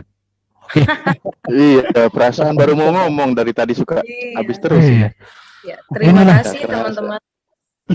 Ya, terima kasih teman-teman Muslim dan teman-teman Kristen. Diskusi udah sangat baik ya berjalan. Ini saya mau nanya teman-teman, mau membuka sesi Q&A enggak dari para partisipan ke narasumber di Zoom ini? Kita kok nggak ada bahas tentang Nabi Muhammad? Nah itu tadi mau aku bilang. Ya harusnya dong. Tadi kan kita hanya bahas ketuhanan Yesus. Sekarang gilirannya ke Nabi Muhammad. Itulah. Keren juga Bang Erben. Iya. Aku pikir. Iya. Memang istimewa Yesus ini, Nabi Isa ini. Memang dalam bahasan Al-Quran juga banyak disebut namanya. Iya, kita bahas Nabi Muhammad. Kan, ya, jadi bagaimana nih teman-teman, kita buka sesi Kita tambahkan 20 menit, Pak Agus gimana? Iya, fokus Nabi Muhammad lah dulu. 55. Masa Yesus terus dibahas apa nggak? Ya. Oke, boleh. Serahkan ke narasumber Muslim. Ya kemana Pak Arif? Kalau bersedia, ya ditambahin 20 menit. 20. Oke, boleh. Ya, silakan. Oke. Oke, Aku berarti- mengawali dari sini ya. Ya. Berarti Boleh, ini ya. sesi big match ya. Ini big match ya teman-teman. Ya, sebentar. Atas aku dulu ya, boleh? Ya, silakan Bang, silakan. Oke, Moderator, jadi selepas ini tiada closing statement ya, kira-kira ya? Ya, nggak ada, Oke. ini udah big match. Enggak ada ya? Langsung aja Oke. selesai. Cuma pertanggapan aja, 20 menit. Ya, Oke. 20 menit Oke, seperti oke. yang tadi lah. 5 Jadi menit, gini. 5 menit sama 4 kali ya. Silahkan. Kristen menolak kenabian Muhammad. Alasannya di sini. Yang pertama, hubungan Nabi Muhammad dengan Yahweh atau Bapa di surga itu saya tidak temukan. Karena tidak ada pernah di Quran itu ada Yahweh atau Bapa. Baru kesinambungan ajaran ya. Kesinambungan ajaran yang disampaikan Muhammad dengan apa kitab terdahulu, saya tidak temukan. Kenapa? Karena kisah-kisah di dalam ajaran yang dibawa Muhammad dengan kitab terdahulu berbeda sekali. Bahkan boleh saya katakan di setiap ada kemiripan, terdapat segudang perbedaan dan pertempuran. Baru yang berikut tidak berani menyatukan wahyu yang diterima dengan wahyu terdahulu. Kalau Muhammad ini seorang nabi yang berkesinambungan dengan nabi-nabi terdahulu, maka tentu wahyu Allah kepada nabi terdahulu harus digunakan. Ya, di situ. Baru yang berikut konsep atau ajaran yang dibawa oleh baginda Muhammad tentang penciptaan dengan nabi terdahulu berbeda. Baik masalah hari dan semuanya berbeda. Tentang dosa pun berbeda. Tentang keselamatan juga berbeda. Tentang konteks konsep makna ibadah juga berbeda. Bahkan tentang surga pun berbeda. Di ajaran Yesus surga itu tidak ada seperti ini. Tetapi di kalian ada 72 bidadari dan seterusnya. Ada mengerti maksudnya ya? Baru Muhammad itu bertentangan dengan ajaran Yesus yang adalah kesempurnaan dan seluruh kitab PN. Inilah dasar saya sebagai seorang Kristen tidak mengakui kenabian Muhammad. Kalau Muhammad itu seorang nabi yang berasal dari Allah, mengapa ini semua tidak terjadi di dalam, mengapa ini semua perbedaan-perbedaan ini begitu malang melintang di dalam ajarannya di dalam Quran? Itu aja pertanyaan saya. Oke, selanjut bro. Lanjut aja lagi Bang. Udah cukup. Oh, udah. Ini pertanyaannya berarti ya? Iya, Ini bukan pertanyaan. Kita didengar ini pertanyaan ini. Ini cuma ini apa memberitahukan saja. Iya, nanti mereka tanggapi lah. Iya. Oke, ini aku menambahkan tadi statementku di awal ya, sebagai pertanyaan juga. Apakah pengikut di dalam Islam, pengikut Isa itu atau Hawariyun itu mengakui Isa itu diserupakan atau Isa itu disalib? Kalau seandainya dia mengakui Isa itu diserupakan, kemanakah pengikutnya itu sekarang? Itu aja sih pertanyaanku, Bang Erben, mungkin Oke, saya ulangi aja yang tadi lagi. Kalau begitu, ini tentang arti Nabi ini ya. Jadi alasan saya mengapa saya tidak percaya kepada Muhammad sebagai Nabi itu, karena menurut saya bahwa baginda Muhammad itu bukan wakil Allah untuk kepentingan Allah. Contoh ya, kenapa saya katakan begitu? Di dalam saya belajar Islam, rata-rata ayat Quran itu turun untuk kepentingan baginda Muhammad. Contoh, ada satu pergumulannya turun ayat, ada kepentingannya turun ayat. Tetapi kalau Nabi di dalam Alkitab itu, Tuhan berbicara kepada Nabi itu untuk kepentingan Tuhan. Itu pemahaman kita tentang Nabi. Dan ini saya tidak temukan kepada baginda Muhammad. Bahkan ketika baginda Muhammad, contoh, dia ketika menikah dengan siapa itu? Yang mantan istri anak angkatnya itu? Zainab. Itu turun ayat loh. Dan lain sebagainya. Saya nanti kalian tahu lah. Hal seperti itu saya tidak pernah ketemukan. Jadi nabi-nabi di dalam Alkitab ini selalu berbicara kepentingan Allah untuk kebaikan umat. Bukan untuk kepentingan pribadi loh. Itu perbedaannya. Maka saya katakan saya tidak percaya kepada Muhammad sebagai nabi bagi saya. Tapi kalau orang muslim percaya akan hal itu hak kalian. Itu untuk kepentingan kalian.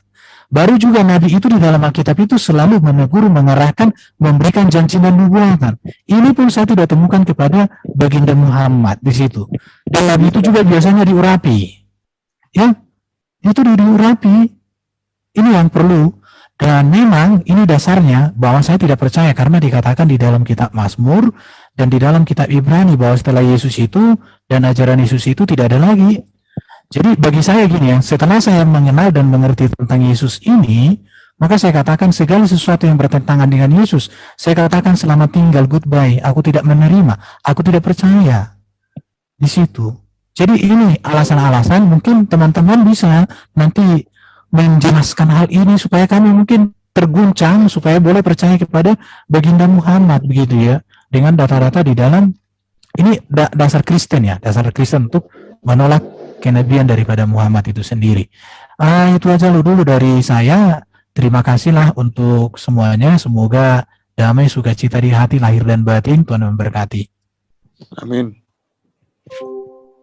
Ya. Masih ada waktu berapa? Habislah itu.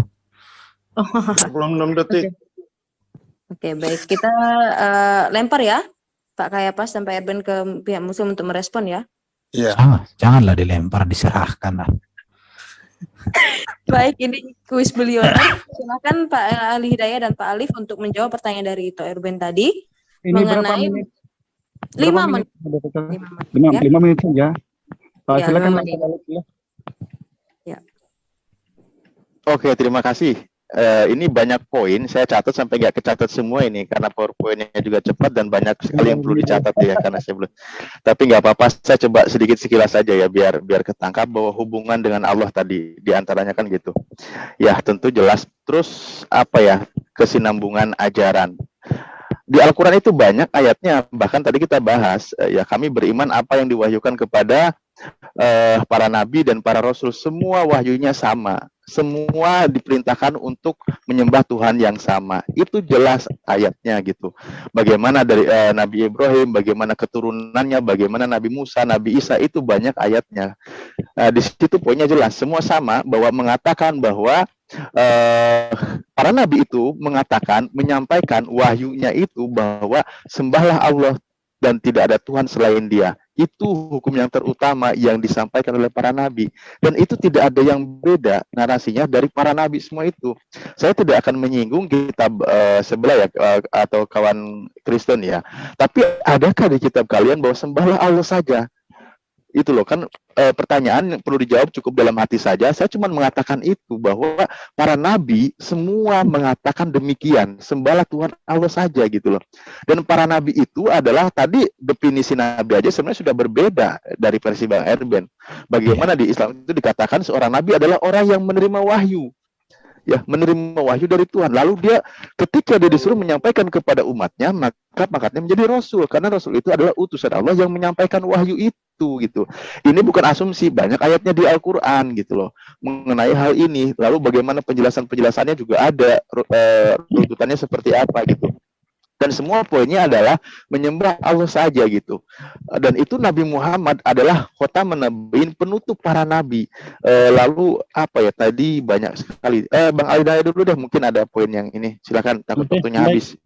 Oke, terima kasih ya dengan waktunya Saudara Lev dan kawan-kawan.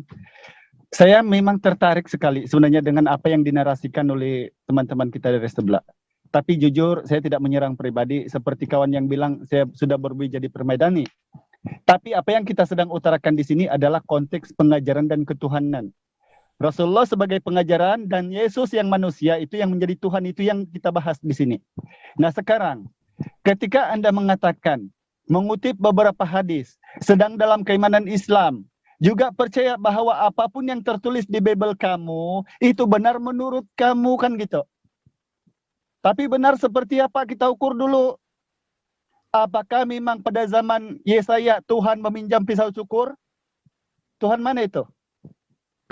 Apakah memang Tuhan menciptakan manusia? Apakah Tuhan itu berehat di hari ke-7? Bahkan Tuhan memerintahkan memuaskan nafsu birahi ke pagi hari? Itu yang 2 orang Oholiba dan Ohola itu di jama-jama keperawanannya di robe-robe di Mesir, itu bukan hal kita di sini. Sekarang ada satu konteks yang harus kita bahas. Apa itu? Di dalam Al-Quran, Inani anallah, la ilaha illa ana. Di dalam Bible siapa Yesus mengatakan itu?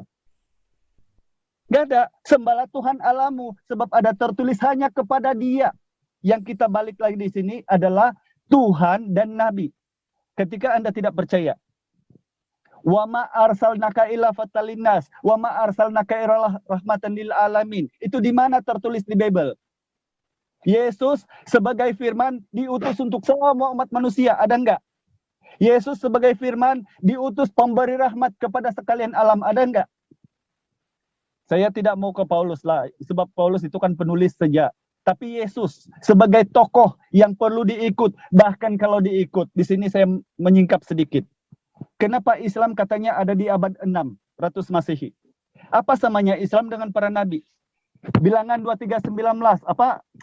Ulangan 14:8, Imamat 11:7, Keluaran 30:31. Itu semua Islam perbuat itu. Berpuasa wajib kata Yesus, berhitam, kekal, perjanjian kekal Kejadian 17. Yesus dikafani, diperintahkan bersujud, bercuci tangan dan kaki, perempuan bertudung, semua Islam. Sekarang yang harus Anda bantah, mengapa kami tidak mengikuti Bible gitu loh. Itu yang perlu dibantah. Apa sih salahnya Bible itu? Kenapa kami Kristen tidak ikut? Gitu yang sebenarnya yang harus kita ikut.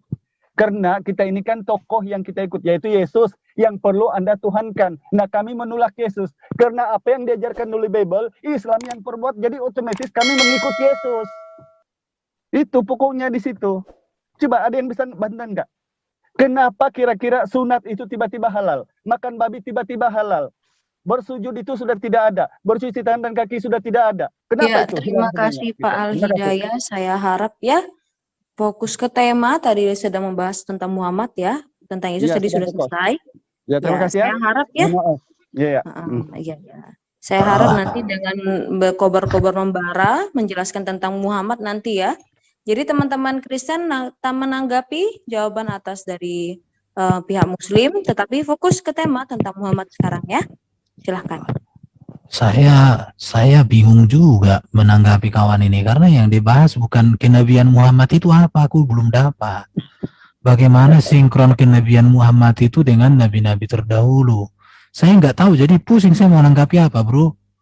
Tapi daripada apa yang kau sampaikan itu jadi bola liar, inilah bukti bahwa di Alkitab itu Allah itu Esa, ini semua ada. PL dan PB termasuk dalam ajaran Paulus. Allah yang Esa itu adalah Bapa. Tetapi boleh nggak menyembah manusia di dalam Alkitab? Kalau kalian suka membaca, maka di dalam Alkitab manusia boleh disembah. Lihatin ayatnya. Ini yang disembah siapa ini, bos? Kalau kalian lihat ini, menyembah kepada raja. Raja siapa yang disembah? Daud. Siapa yang menyembah? Betseba. Baru di sini Nabi Nathan menyembah kepada siapa? Raja Daud. Loh, boleh nggak menyembah manusia? Boleh. Dalam konteks sebagai apa ya? Sebagai raja. Baru menyembah Allah, iya menyembah Allah. Loh, kalau gitu berarti manusia Allah? Enggak. Jadi kata menyembah itu kata yang netral. Kalau kita tahu konteks kata, maka kata dalam konteks bisa maknanya berubah. Kami menyembah Yesus sebagai Tuhan. Tuhan di situ kan artinya penguasa. Penguasa di bumi di surga. Daud aja hanya penguasa di Israel, disembah Nabi Nathan kok. Nabi Nathan ini loh yang berani menegur Daud ketika dia jatuh dalam dosa. Tapi dia menyembah Raja Daud.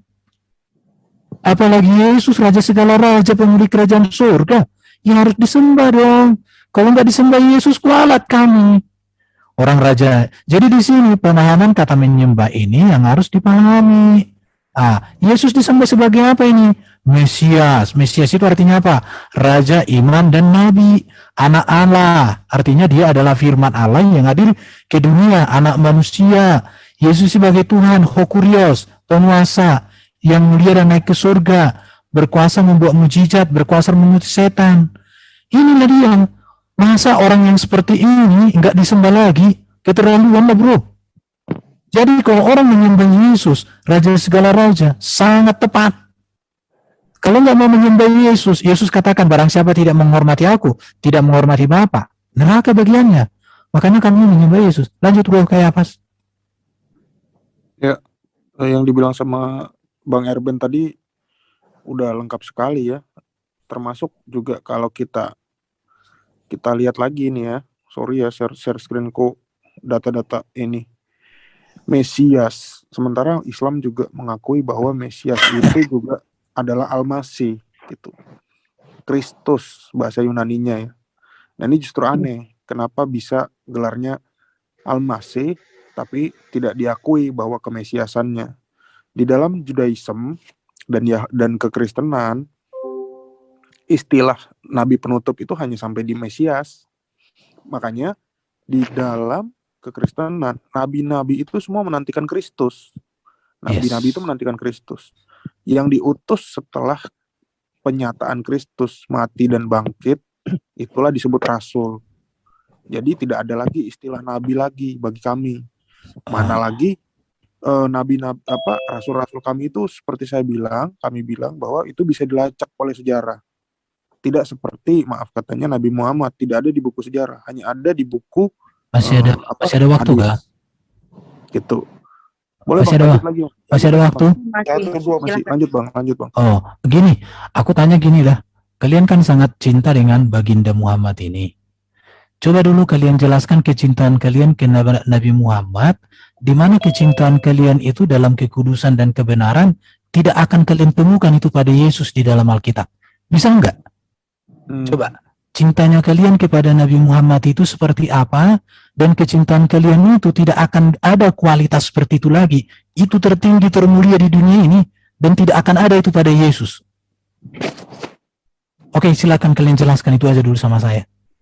Boleh saya sedikit, Ustaz Ale? Sedikit aja. Silakan. Sebentar Pak Al-Hidayah. Bagaimana itu Kaisar waktu? Waktunya masih berapa? 42 detik. Oh iya, silakan bro. Lumayan itu bro. Ya, ini aku tambahin. Pada saat sholat, kalian kan biasanya melakukan tahiyat dengan kata-kata seperti gini. Assalamualaikum ayuhan nabiyyu warahmatullahi wabarakatuh. Nah, jadi di situ kan kita tahu Nabi Muhammad itu sudah meninggal ya. Jadi sudah di akhirat.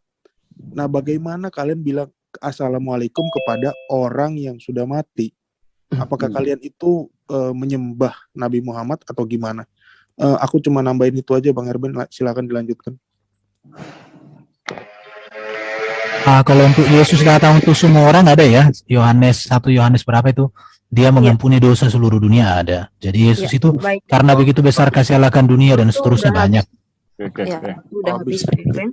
Jadi pertanyaannya ada dua ya Pak Al-Hidayah. Pertama, mengenai salam ketika selesai itu kepada Nabi, apalagi ya Nabi itu kan telah meninggal. Apakah demikian juga Nabi itu masih tetap hidup menurut kalian? Atau kalian menyembah baginda itu sendiri? Silakan. Nah, kemudian yang kedua, pertanyaannya, hal apa yang membuat kalian benar-benar mencintai baginda yang sifatnya, moralnya tidak ada di dalam diri Yesus dan bahkan dari nabi-nabi terdahulu? Begitu, silakan. Oke, baik. Di sini ada dua pertanyaan. Jadi mungkin minimal saya juga bertanya satu aja nanti ya pertanyaan. Insya Allah ini saya akan runtut menurut keimanan Islam. Pertama, apakah kita itu berselawat kepada Nabi yang sudah mati, kah gitu ya? Memberi salam kepada orang yang sudah mati, karena seakan-akan kita ini menganggap bagindanya masih hidup gitu. Jawaban saya, Allah Subhanahu wa Ta'ala yang disembah itu di dalam Bible dan Islam dikatakan tidak kelihatan, tidak kedengaran, tetapi harus disembah hari-hari. Apa itu? Kami minimal karena agungnya Rasulullah itu, minimal hari-hari kami mengucapkan itu 5 kali dalam azan. Itulah kesyukuran kami kepada Rasulullah. Dan tidak ada di kalangan kamu yang hanya seminggu sekali. Dengan ajaran kasih yang katanya kasih, tapi hanya seminggu sekali. Kami hari-hari mengatakan itu. Asyhadu an la ilaha illallah wa asyhadu anna Muhammadar Rasulullah. Itu 5 kali sehari semalam itu. Itulah keagungan orang Islam. Nah, apakah Rasulullah kemudian mengenal kami umatnya, menimbang balik? Dia itu sungguh menjadi hakim di padang mahsyar menurut ajaran Islam. Karena dialah yang mengisab para umat. Ketika baginda Rasulullah itu hadir atau bangkit dari kematian, ya umati, ditanya mana umatku, bukan ditanya mana ibuku, mana ayahku, mana adikku, saudara-saudaraku, tidak. Umatnya Muslim. Karena apa? Di dalam Al-Quran disebutkan bahwa inna dinda hinallahil Islam. Agama yang benar di sisi Allah hanyalah Islam. Mengenai pertanyaan kedua, saudara bertanya, bagaimana orang Islam? Apa tadi itu? Ya, Coba pertanyaan kedua itu adalah apa yang membuat kalian sangat mencintai baginda dari sikap kepribadiannya, moralnya yang tidak ada di dalam diri Yesus dan nabi-nabi yang lain. Ya, baik, terima kasih. Moral Rasulullah Sallallahu Alaihi Wasallam yang kami imani, yang masih belajar nanti, insya Allah Ustaz Alif boleh tambahkan. Baginda adalah seorang yang boleh dipercaya. Baginda adalah dipanggil Al-Amin di kalangan muridnya. Tentu nanti Anda mengatakan tiada yang menyaksikan itu, tiada yang berbicara tentang itu. Silakan. La ikra'a fiddin. Tapi tentang Alkitabiah ini yang kita bahas di sini, karena bila Anda meminta ayat, tentu kami menggunakan Alkitabiah. Karena Rasulullah itu sungguh menyayangi umatnya, sehingga kami juga menyayangi Rasulullah. Dan bukan hanya tinggal kami dikasih, tapi tidak ada bukti. Kami sehari semalam secara langsung ini tadi dijawab oleh 2 pertanyaan itu. Gitu. Apa itu? Oke, jangan lupa waktu ya nanti. Iya, waktu masih lumayan ya. Mumpung agak ingat nih, menarik. Izin ya, gini. Tadi Layer Band mengatakan mengenai masalah perbolehkan sujud. Saya coba share screen dulu ya. Kan pembahasannya juga ini mengenai pertanyaan tadi sebenarnya. Oke, di sini mengatakan ya, mengenai masalah syariat, diperbolehkan syariat mereka bila mana memberikan salam penghormatan kepada orang besar, yakni boleh bersujud kepadanya, kan gitu. Hal ini diperbolehkan sejak zaman Nabi Adam sampai kepada syariat Nabi Isa alaihissalam. Kemudian dalam syariat Nabi Muhammad hal ini diharamkan dan hanya diusulkan kepada Allah Tuhan sekalian alam. Karena apa hal ini bisa dilarang? Karena bisa jadi terjadi kesalahan dalam makna itu. Ketika diperbolehkan bersujud, malah jadi digeser posisinya dia manusia menjadi Tuhan. Makanya di zaman syariat Nabi Muhammad dipertegas aturan itu. Lalu mengenai salam, ya tadi salam bagaimana penghormatan kepada Nabi Muhammad, ya jangan katakan mereka itu sudah mati. Kami melewati kuburan aja suruh mengucapkan assalamualaikum ya ahlal kubur, ya ahlal diyar gitu. Itu ucapan seperti itu, salam sejahtera, hai keselamatan kepada para ahli kubur yang berada di alam kubur. Tentu mereka arwahnya itu mendengar gitu loh. Jadi hal seperti ini juga ucapan salam penghormatan bukan menyembah gitu. Jadi perlu dipahami dulu mengenai hal seperti ini. Akhlak Rasulullah tentu innakala ala khuluqil adim. Banyak sekali tentang ayat-ayat moral Rasulullah yang begitu mulia, sifat dan perilaku pribadinya, bagaimana interaksi beliau dengan orang yang seiman, dengan orang yang tidak seiman dengannya, sikap toleransinya kepada tetangga dan lain sebagainya. Bahkan ya beberapa kisah menjelaskan itu. Ya, sikap perilaku beliau itu sungguh mulia. Dia sering dilempari oleh orang Yahudi pun dia nggak pernah marah itu sikapnya. Dia nggak pernah membantahnya. Justru pada suatu hari orang Yahudi itu yang musuh, yang bukan Islam itu, dia sakit. Dia malah bertanya, siapa yang setiap hari, kemana yang setiap hari melempari saya gitu kan. Lalu orang itu sakit. Siapa yang pertama kali membesuk dia lagi sakit? Justru Nabi Muhammad Rasulullah. Orang Yahudi itu membantah. Ya. Mungkin kita mau pertanyakan satu aja, sebab mereka bertanya 2. Silakan. Pertanyaan Pak Erben belum dijawab. Pak Alif, yang mana itu? moral apa menurut Pak Alif? Moral dari baginda yang tidak terdapat dalam diri Yesus maupun nabi-nabi lain. Ini Toh Kaisar masih ada waktu? Habis waktu. Oh, habis. Habis. Baik, terima kasih teman-teman. Ini udah selesai ya. Berarti Toh Kaisar ada lagi? Atau udah ini close? Sesi partisipan itu 1 pertanyaan dari pihak Muslim dan 1 penanya dari pihak Kristen. Siapa dari pihak Muslim? Pak Agus. Ya, mungkin ini Bang Abdul Amirli barangkali mau memberikan pertanyaan atau ini kuda mana apa? Penunggang kuda si Bang Awi. Bang Awi suruh Raisen aja sih. Ya, Bang Awi. Oke, atau mungkin ini sesi pertanyaan disepakati enggak oleh narasumber masing-masing narasumber? Halo, Bang Kaisar. Bagaimana teman-teman narasumber disepakati? Kalau aku iya. Ya, Tanya satu sama yang lain. partisipan aja. Bang Ali Hidayah. Ya, kalau satu saja enggak apa-apa. Kalau satu aja. Oke, satu saja. Silakan dah dari Kristen dulu, mungkin dari Islam nanti. Bentar. Jadi teman-teman yang mau bertanya kepada kekristenan dipersilakan raise hand. Ini waktunya berapa toh? Waktu yang bertanya berapa? Waktu menjawab berapa? 5 menit itu sistem catur ya, jadi ada tanggapan kalau ada jawaban nanti. Oh, selama 5 menit itu sistem catur ya. Baik. Kan dari teman Muslim, ada dari penunggang kuda untuk bertanya kepada kekristenan selama 5 menit. Ya, Awi dulu atau Charlie Lee dulu nih? Bang Ikhwan. Open mic, coba di open Ikhwan di yang open mic. pilih untuk bertanya kepada kekristenan ya. Ya, 5 menit, Pak Ikhwan, silakan. Ya, selamat malam.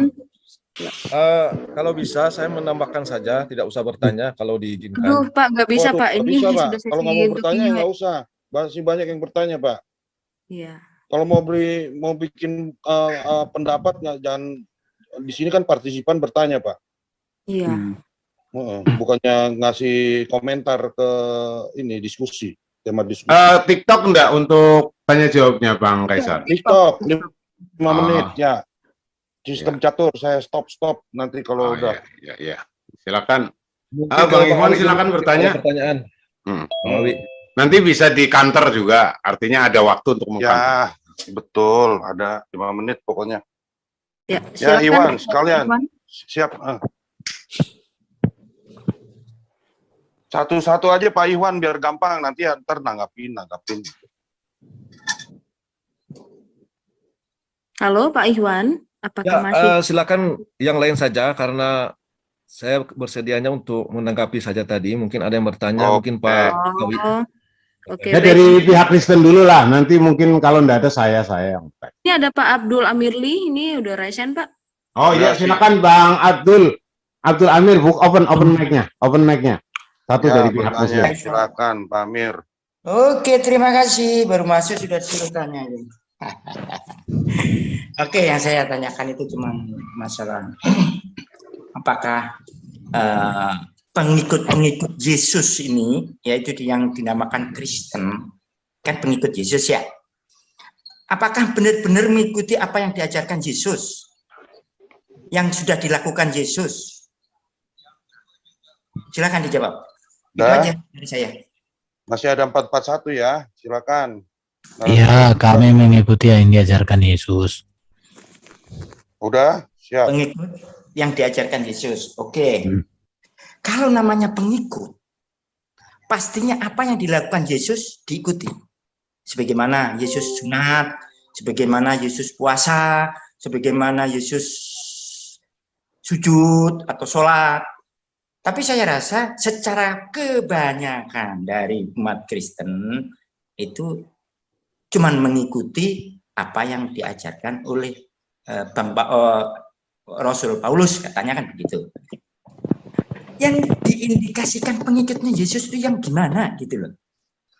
Kenapa? Yesus mengikuti ajaran terkait dengan menggenapi terkait 10 perintah, yaitu mengikuti hukum Taurat. Hukum Taurat diantaranya ada sunat kok, ada puasa kok, ada sholat juga kayaknya saya lihat.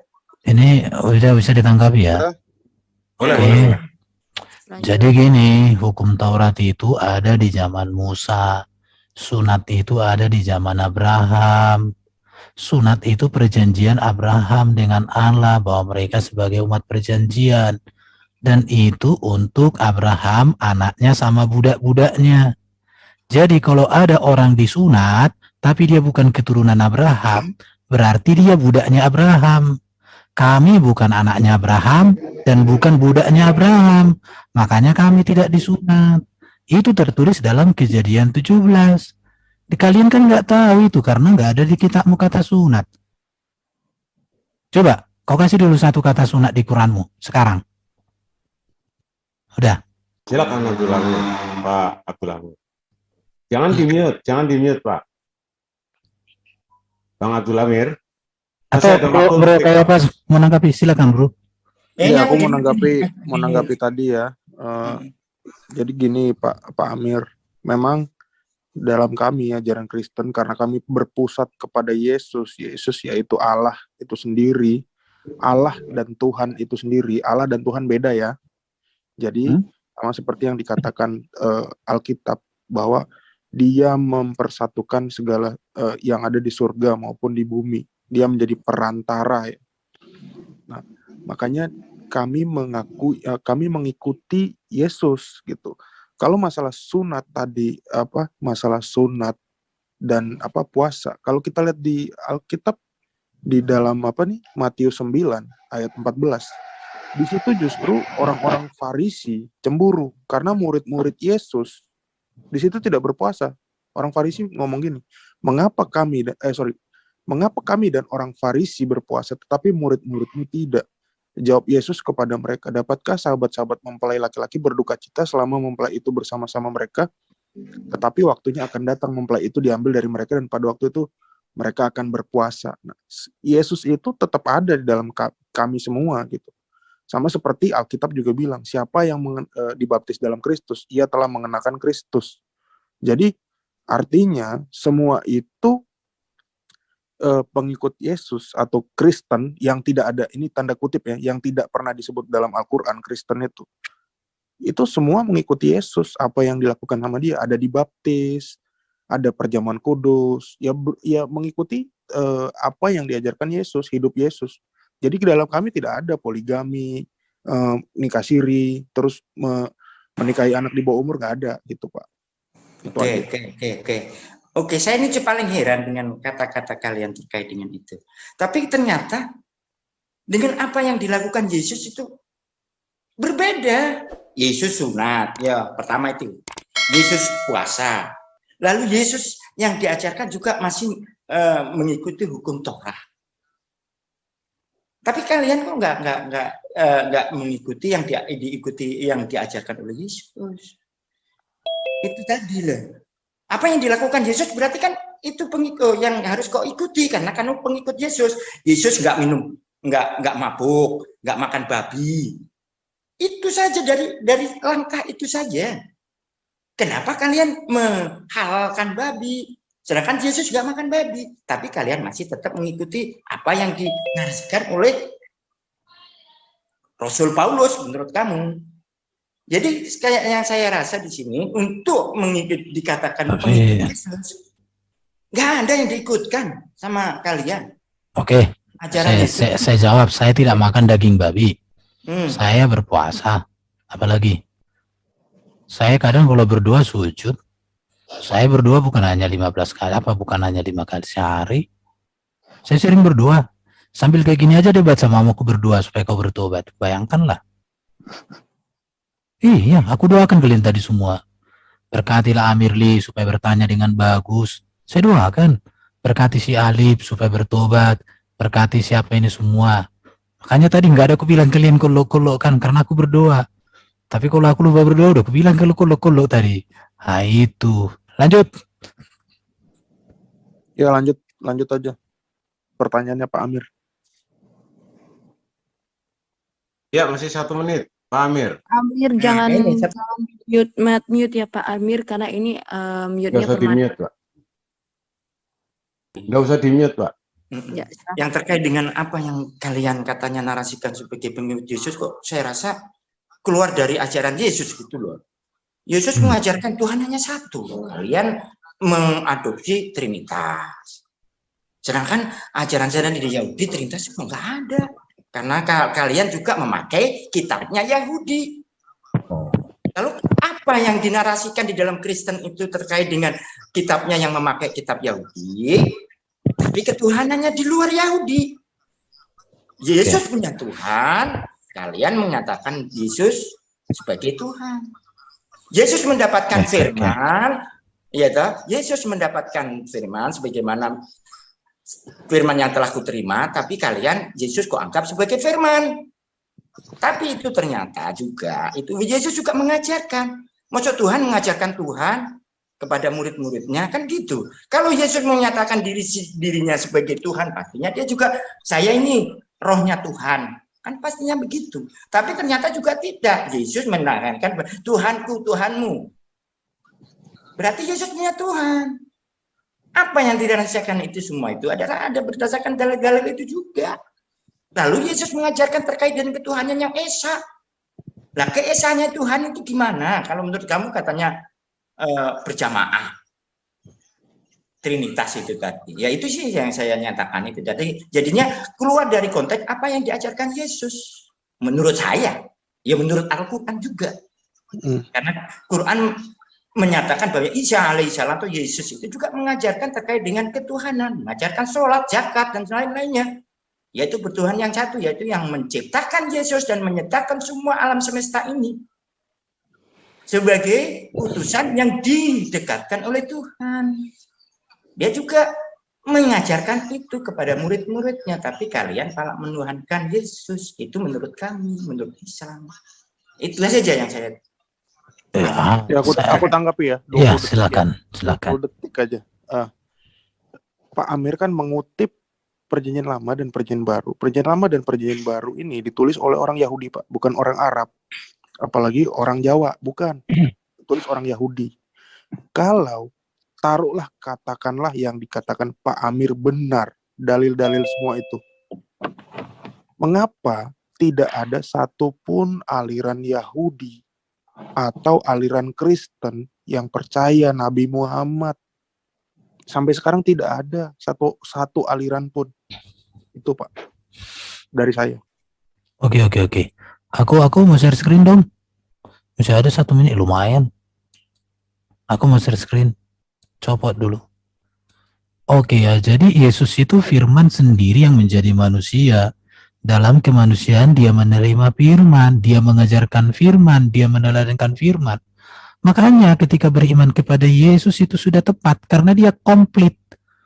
Jadi dia bukan hanya penyampai firman, tapi dia sendiri firman, meneladankan. Makanya ajaran Yesus. Baru tentang ini ya, Kristen itu kelanjutan dari Yahudi. Kenapa? Karena kitab Yahudi semua, bahkan Yesus dan para rasul ketika mengajar, itu memakai kitab Yahudi.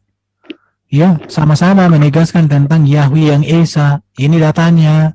Tadi kan udah aku sampaikan, jadi nggak usah bolak-balik. Ini, Allah yang Esa monoteisme sama dengan Tritunggal. Kenapa? Allah yang Esa Allah, Roh Allah, Firman Allah. Inilah Tritunggal itu. Lihat ini. Nah, ini Tritunggal. Jadi Allah yang Esa, firman-Nya dan Roh-Nya. Udah. Lihat, bedanya di mana? Nah, ini Roh Allah apa? Firman Allah. Ini bedanya di sini. Monoteisme bedanya di mana? Firman itu Betiopani, tetapi di Tritunggal, firman itu sudah inkarnasi.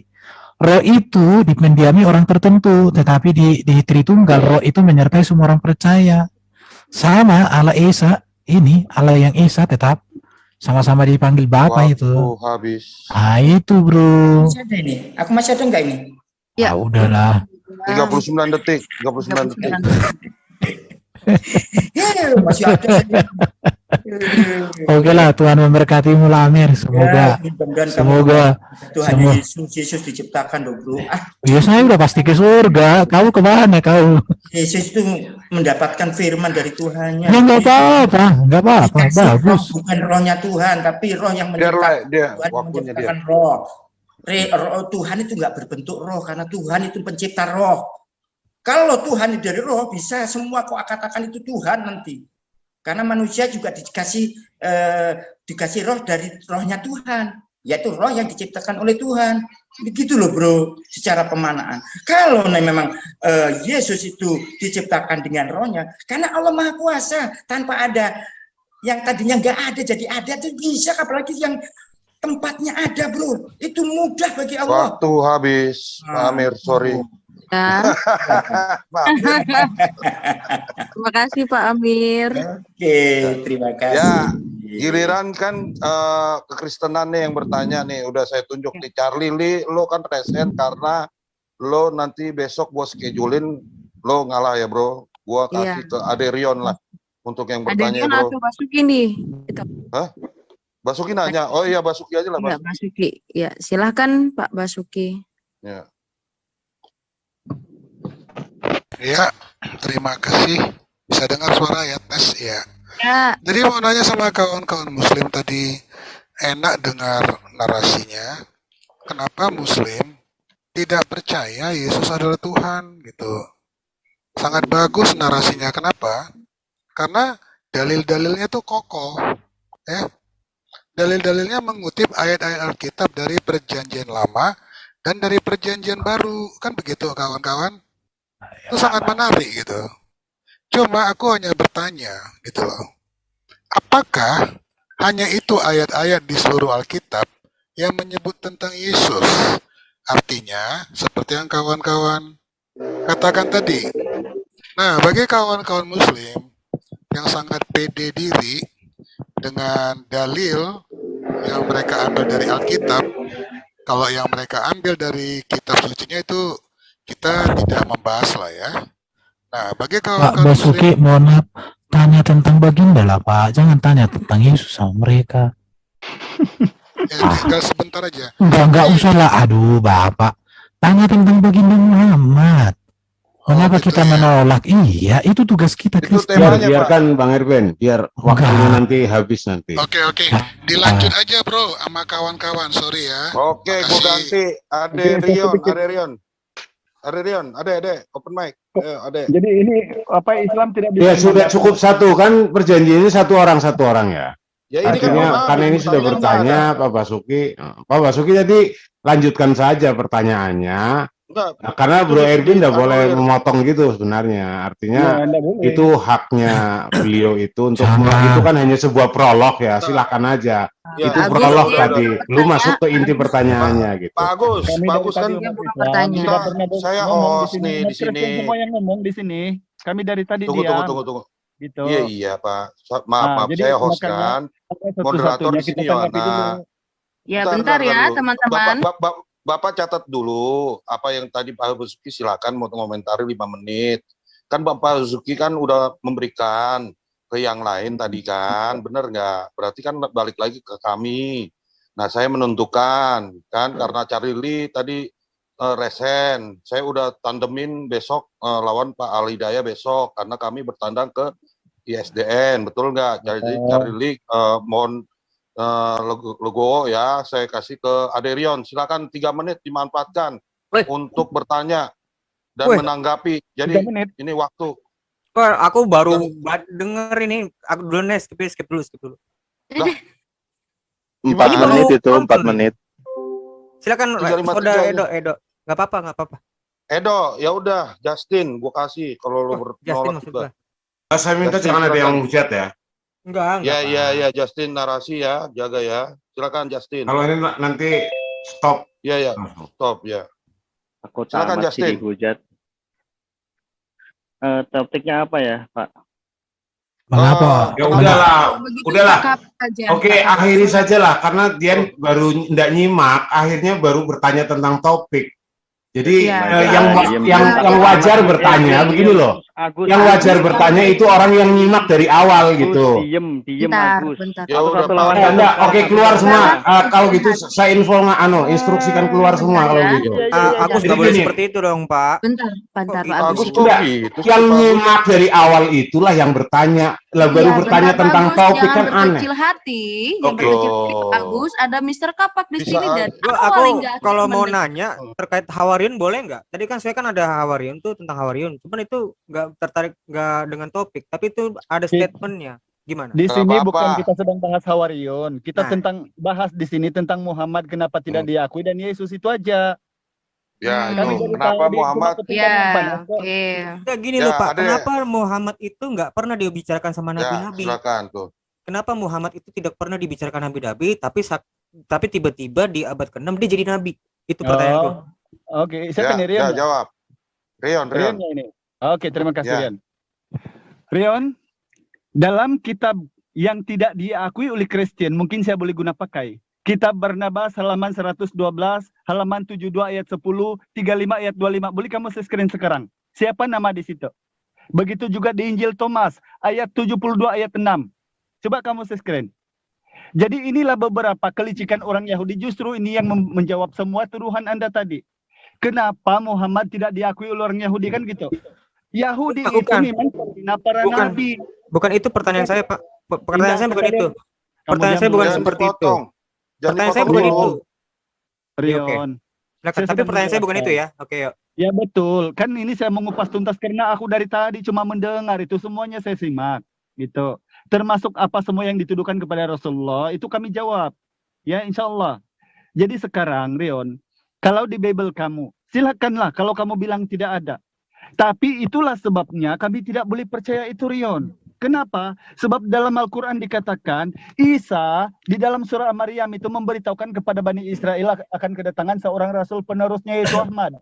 Nah yang saya mengherankan saya, di Injil Yohanes bab 14 ayat 16 itu, bahwa Yesus meminta kepada Bapa seorang penolong yang lain, tiba-tiba berubah menjadi roh. Padahal roh ini tidak kelihatan, tidak kedengaran, kata Yesus. Oleh itu sebab itu sembahlah dia dalam roh dan kebenaran. Sebab tidak kelihatan, tidak kedengaran. Mengapa seorang itu? Padahal di dalam Al-Quran dan Bible sama-sama ada seorang. Itu. Tapi silakan. Saya tidak mungkin siapa itu roh. Karena itu memang tidak terjawab. Yesus saja tidak menjawab kok. Itu tidak kelihatan, tidak kedengaran. Gitu. Jadi sekarang ada kitab-kitab lain yang menuliskan. Kalau kamu tidak percaya, coba saya screen. Barnabas halaman 72 ayat 10 atau halaman 35 ayat 5 dan seterusnya. Siapa yang diceritakan di situ? Itu Kristen itu. Kasih waktu dia nanggapi, Pak Al-Hidayah. Sebelum Oke, pertanyaan kedua saya ya. Kenapa para nabi itu tidak pernah membicarakan tentang Muhammad tapi Muhammad itu jadi nabi? Silakan. Silakan Saudara. Lah, enggak, barusan sama Bang Alida udah dijelaskan itu. Loh, mengenai pertanyaan saya perhatikan dong, Pak. Kenapa para nabi tidak pernah membicarakan tentang Muhammad, tapi Muhammad tiba-tiba jadi nabi? Bukan ke Barnabas. Itu pertanyaan saya. Makanya tadi saya potong. Ini kan terlalu jauh. Kalian habisin waktu. Ya, silakan tanggapin. Sudah diberitahukan Rion, sudah diberitahukan sama Barnabas. Tapi kamu tidak imani, kamu tidak ikutkan itu. Jadi kami juga tidak ngotot adakah Muhammad di kitab kamu, tidak ada. Barnabas itu nabi ya Pak buat kamu? Bukan nabi tapi ya udah pertanyaan saya kan bukan itu. Jangan dipotong, biarin aja. Iya bukan, ini biar supaya jangan terlalu jauh gitu loh. Ini kan TikTok itu, silakan TikTok. Iya. Oh jadi kalau mereka beli TikTok, oke. Jadi gini Rion ya. Kenapa itu Injil Barnabas ada? Walaupun itu bukan nabi, karena kamu percayakan bahwa murid-murid Yesus itu menuliskan kitab kesaksian Yesus, kan gitu. Ini justru kalau saya berpikir-pikir, kamu selalu menunggak ke atas mulu dan mengena ke muka sendiri. Karena ini perbahasan bukan ke situ. Begini, nah sekarang kalau kamu menolak Barnabas, kenapa kamu bilang 12 hawariun? Tidak payah kau sebut 4 hawariun. Saya bukan menolak Barnabas, Pak. Tapi pertanyaan saya bukan itu, tentang nabi gitu, Pak. Nah, kenapa para nabi, Musa, Ibrahim, itu Nabi Isa itu kan sudah mengatakan dia akan datang Rasul setelahnya namanya Ahmad. Ngapain? Itu ada di surat As-Sadd ayat 6 itu. Loh, itu kan Quran. Ya kamu mau nanya apa? Ya kitab sebelumnya tidak pernah berbicara tentang nabi, tentang kitab nabi sebelumnya mana? Kitab sebelumnya itu ya kitab sebelum yang kamu yakin itu apa? Taurat, Zabur, Injil tidak pernah membicarakan nabi terakhir. Tapi ngomongin tentang masalah Mesias. Di sini Rion, begini. Bible yang kamu pegang itu kami tidak imani sebagai Injil, hanya 18. Siapa yang suruh kamu melarang untuk tidak beriman? Siapa yang melarang kamu beriman sama Injil? Coba. Di sinilah saya memberitahukan kamu. Sebab Injil yang turun kepada Nabi Isa, Rion, yang turun kepada Nabi Isa yang sama dengan Al-Quran, menyembah hanya kepada Allah dan betul. Sekarang pertanyaan saya, di mana kamu dilarang untuk beriman sama Injil? Dilarang. Kami diperintahkan kalau sama Injil. Mana di mana? Dilarang kok. Kami diperintahkan beriman. Ya kenapa kamu nggak percaya Injil? Itu bukan mana Injilnya? Lo Injilnya yang kami pegang dong. Bukan. Bentar dulu. Bukan kok itu. ntar dulu. Jadi Injil itu yang sebenarnya yang mana? Yang benar itu yang mana? Kalau bukan yang kami pegang yang mana? Coba. Ucapan Nabi Isa, ucapan Nabi Isa. Berarti tulisannya tulisan Nabi Isa atau tulisan para hawarionnya? Kamu dengar nggak jawaban saya? Ucapan Nabi Isa. Ucapan Nabi Isa yang ditulis nggak? Ucapannya itu ditulis atau enggak? Ya boleh jadi itu ditulis. Jangan bilang boleh jadi, Pak. Begini. Kalau boleh jadi, bagaimana saya nanggapin? Saya mau potong yang pasti. Injil itu ditulis ke dalam kitab atau enggak? Jawab dulu. Begini, Rion. Kamu ini mau dialog atau mau debat butir? Jadi saya tahu kamu itu kompetensinya bilang menolak Paulus dan itu seperti apa. Jadi kami tahu, Pak. Oke, saya tahu. Oleh karena kamu tahu, saya mau minta tahu di sini. Tapi bagaimana saya mau minta tahu kalau kamu tidak berhenti ngomong? Loh, karena kamu selalu salah. Setiap kamu memulai langkah salah mulu. Rion, kalau kamu menghukum seseorang, kata Yesus, pastikan kamu tinggi daripada seorang itu. Jangan kamu berbicara yang sesuai dengan otakmu. Karena kamu saya rasa bisa dihentikan aja dulu lah. Ya, Rion, nggak nyambung. Sudah. Nyari narasumber. Jadi kita, bukan begitu. Artinya apapun jawabannya. Ada kata-kata yang tidak tepat, yang tidak harus dikeluarkan oleh Pak Al-Hidayah. Malah Barnabas. Injil Barnabas itu yang buat Islam. Kamu jangan tahu nggak? Saya nggak mau aja nanggepin itu, karena kalau terlalu jauh saya nanggepin itu, malah pertanyaan saya nggak kejawab. Kalau saya tanggepin Barnabas kamu. Ternyata 8 murid Yesus itu Islam. Alhamdulillah, terima kasih. 8 murid Yesus Islam, kamu itu yang benar. Surah Maryam 52. Loh, Maryam itu kan Al-Quran, Pak. Al-Quran itu, Pak. Kamu bilang kan penulisnya Islam. Bermakna Islam lah Barnabas. Alhamdulillah, Rion. Saya tidak membantah itu, terima kasih malah. Gitu. Bukan, memang itu ditulisnya abad 15, Bapak. Bahkan setelah Quran gitu loh. Oke, waktu Islam udah habis. Waktu habis dari pihak Muslim. Silakan. Literasi kamu diperbanyak lagi, Pak. Siapa namanya? Pak Hidayah. Oh, diperbanyak lagi. Jangan kayak gitu-gitu mulu. Saya malas semua. Pertanyaan-pertanyaan kamu gitu-gitu mulu. Kami tidak bertanya, Rion. Loh, Anda bertanya tapi sorry. Jawaban-jawaban kamu. Habis. Semua pertanyaan dan jawaban kamu sama-sama aja itu aja kok. Ya. Terima kasih untuk teman-teman yang udah bertanya ya dari di sesi partisipan. Ya. Kacau ini. Ya, walaupun tadi ada masih ada Trion itu 37 detik. Jelaskan si Barnabas itu siapa itu? Kayaknya itu dari apa kulihat itu dari Aceh itu.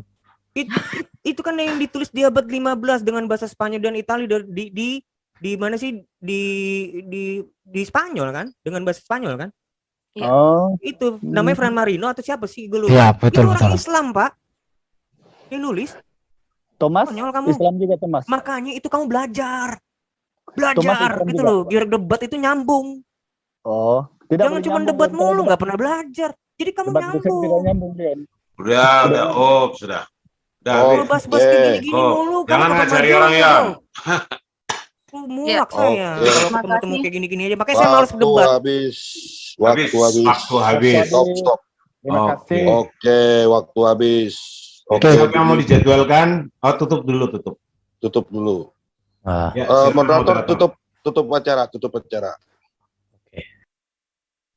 Terima kasih buat teman-teman Muslim dan teman-teman Kristen yang udah hadir diskusi lintas agama kita. Saya harap ya malam ini menjadi pelajaran juga buat teman-teman Muslim untuk ketika membawa suatu narasi berstatement itu harus dengan data dan dalil digelar, tapi bukan hanya satu saja dicomot dan dijadikan kesimpulan, itu tidak boleh ya. Sama juga di kekristenan, jangan ambil satu saja data tapi langsung disimpulkan. Kita hanya membacakan, biarkan mereka yang menjelaskan ya. Nah, karena saya sayangkan juga nih teman-teman, kenapa saya bilang seperti itu.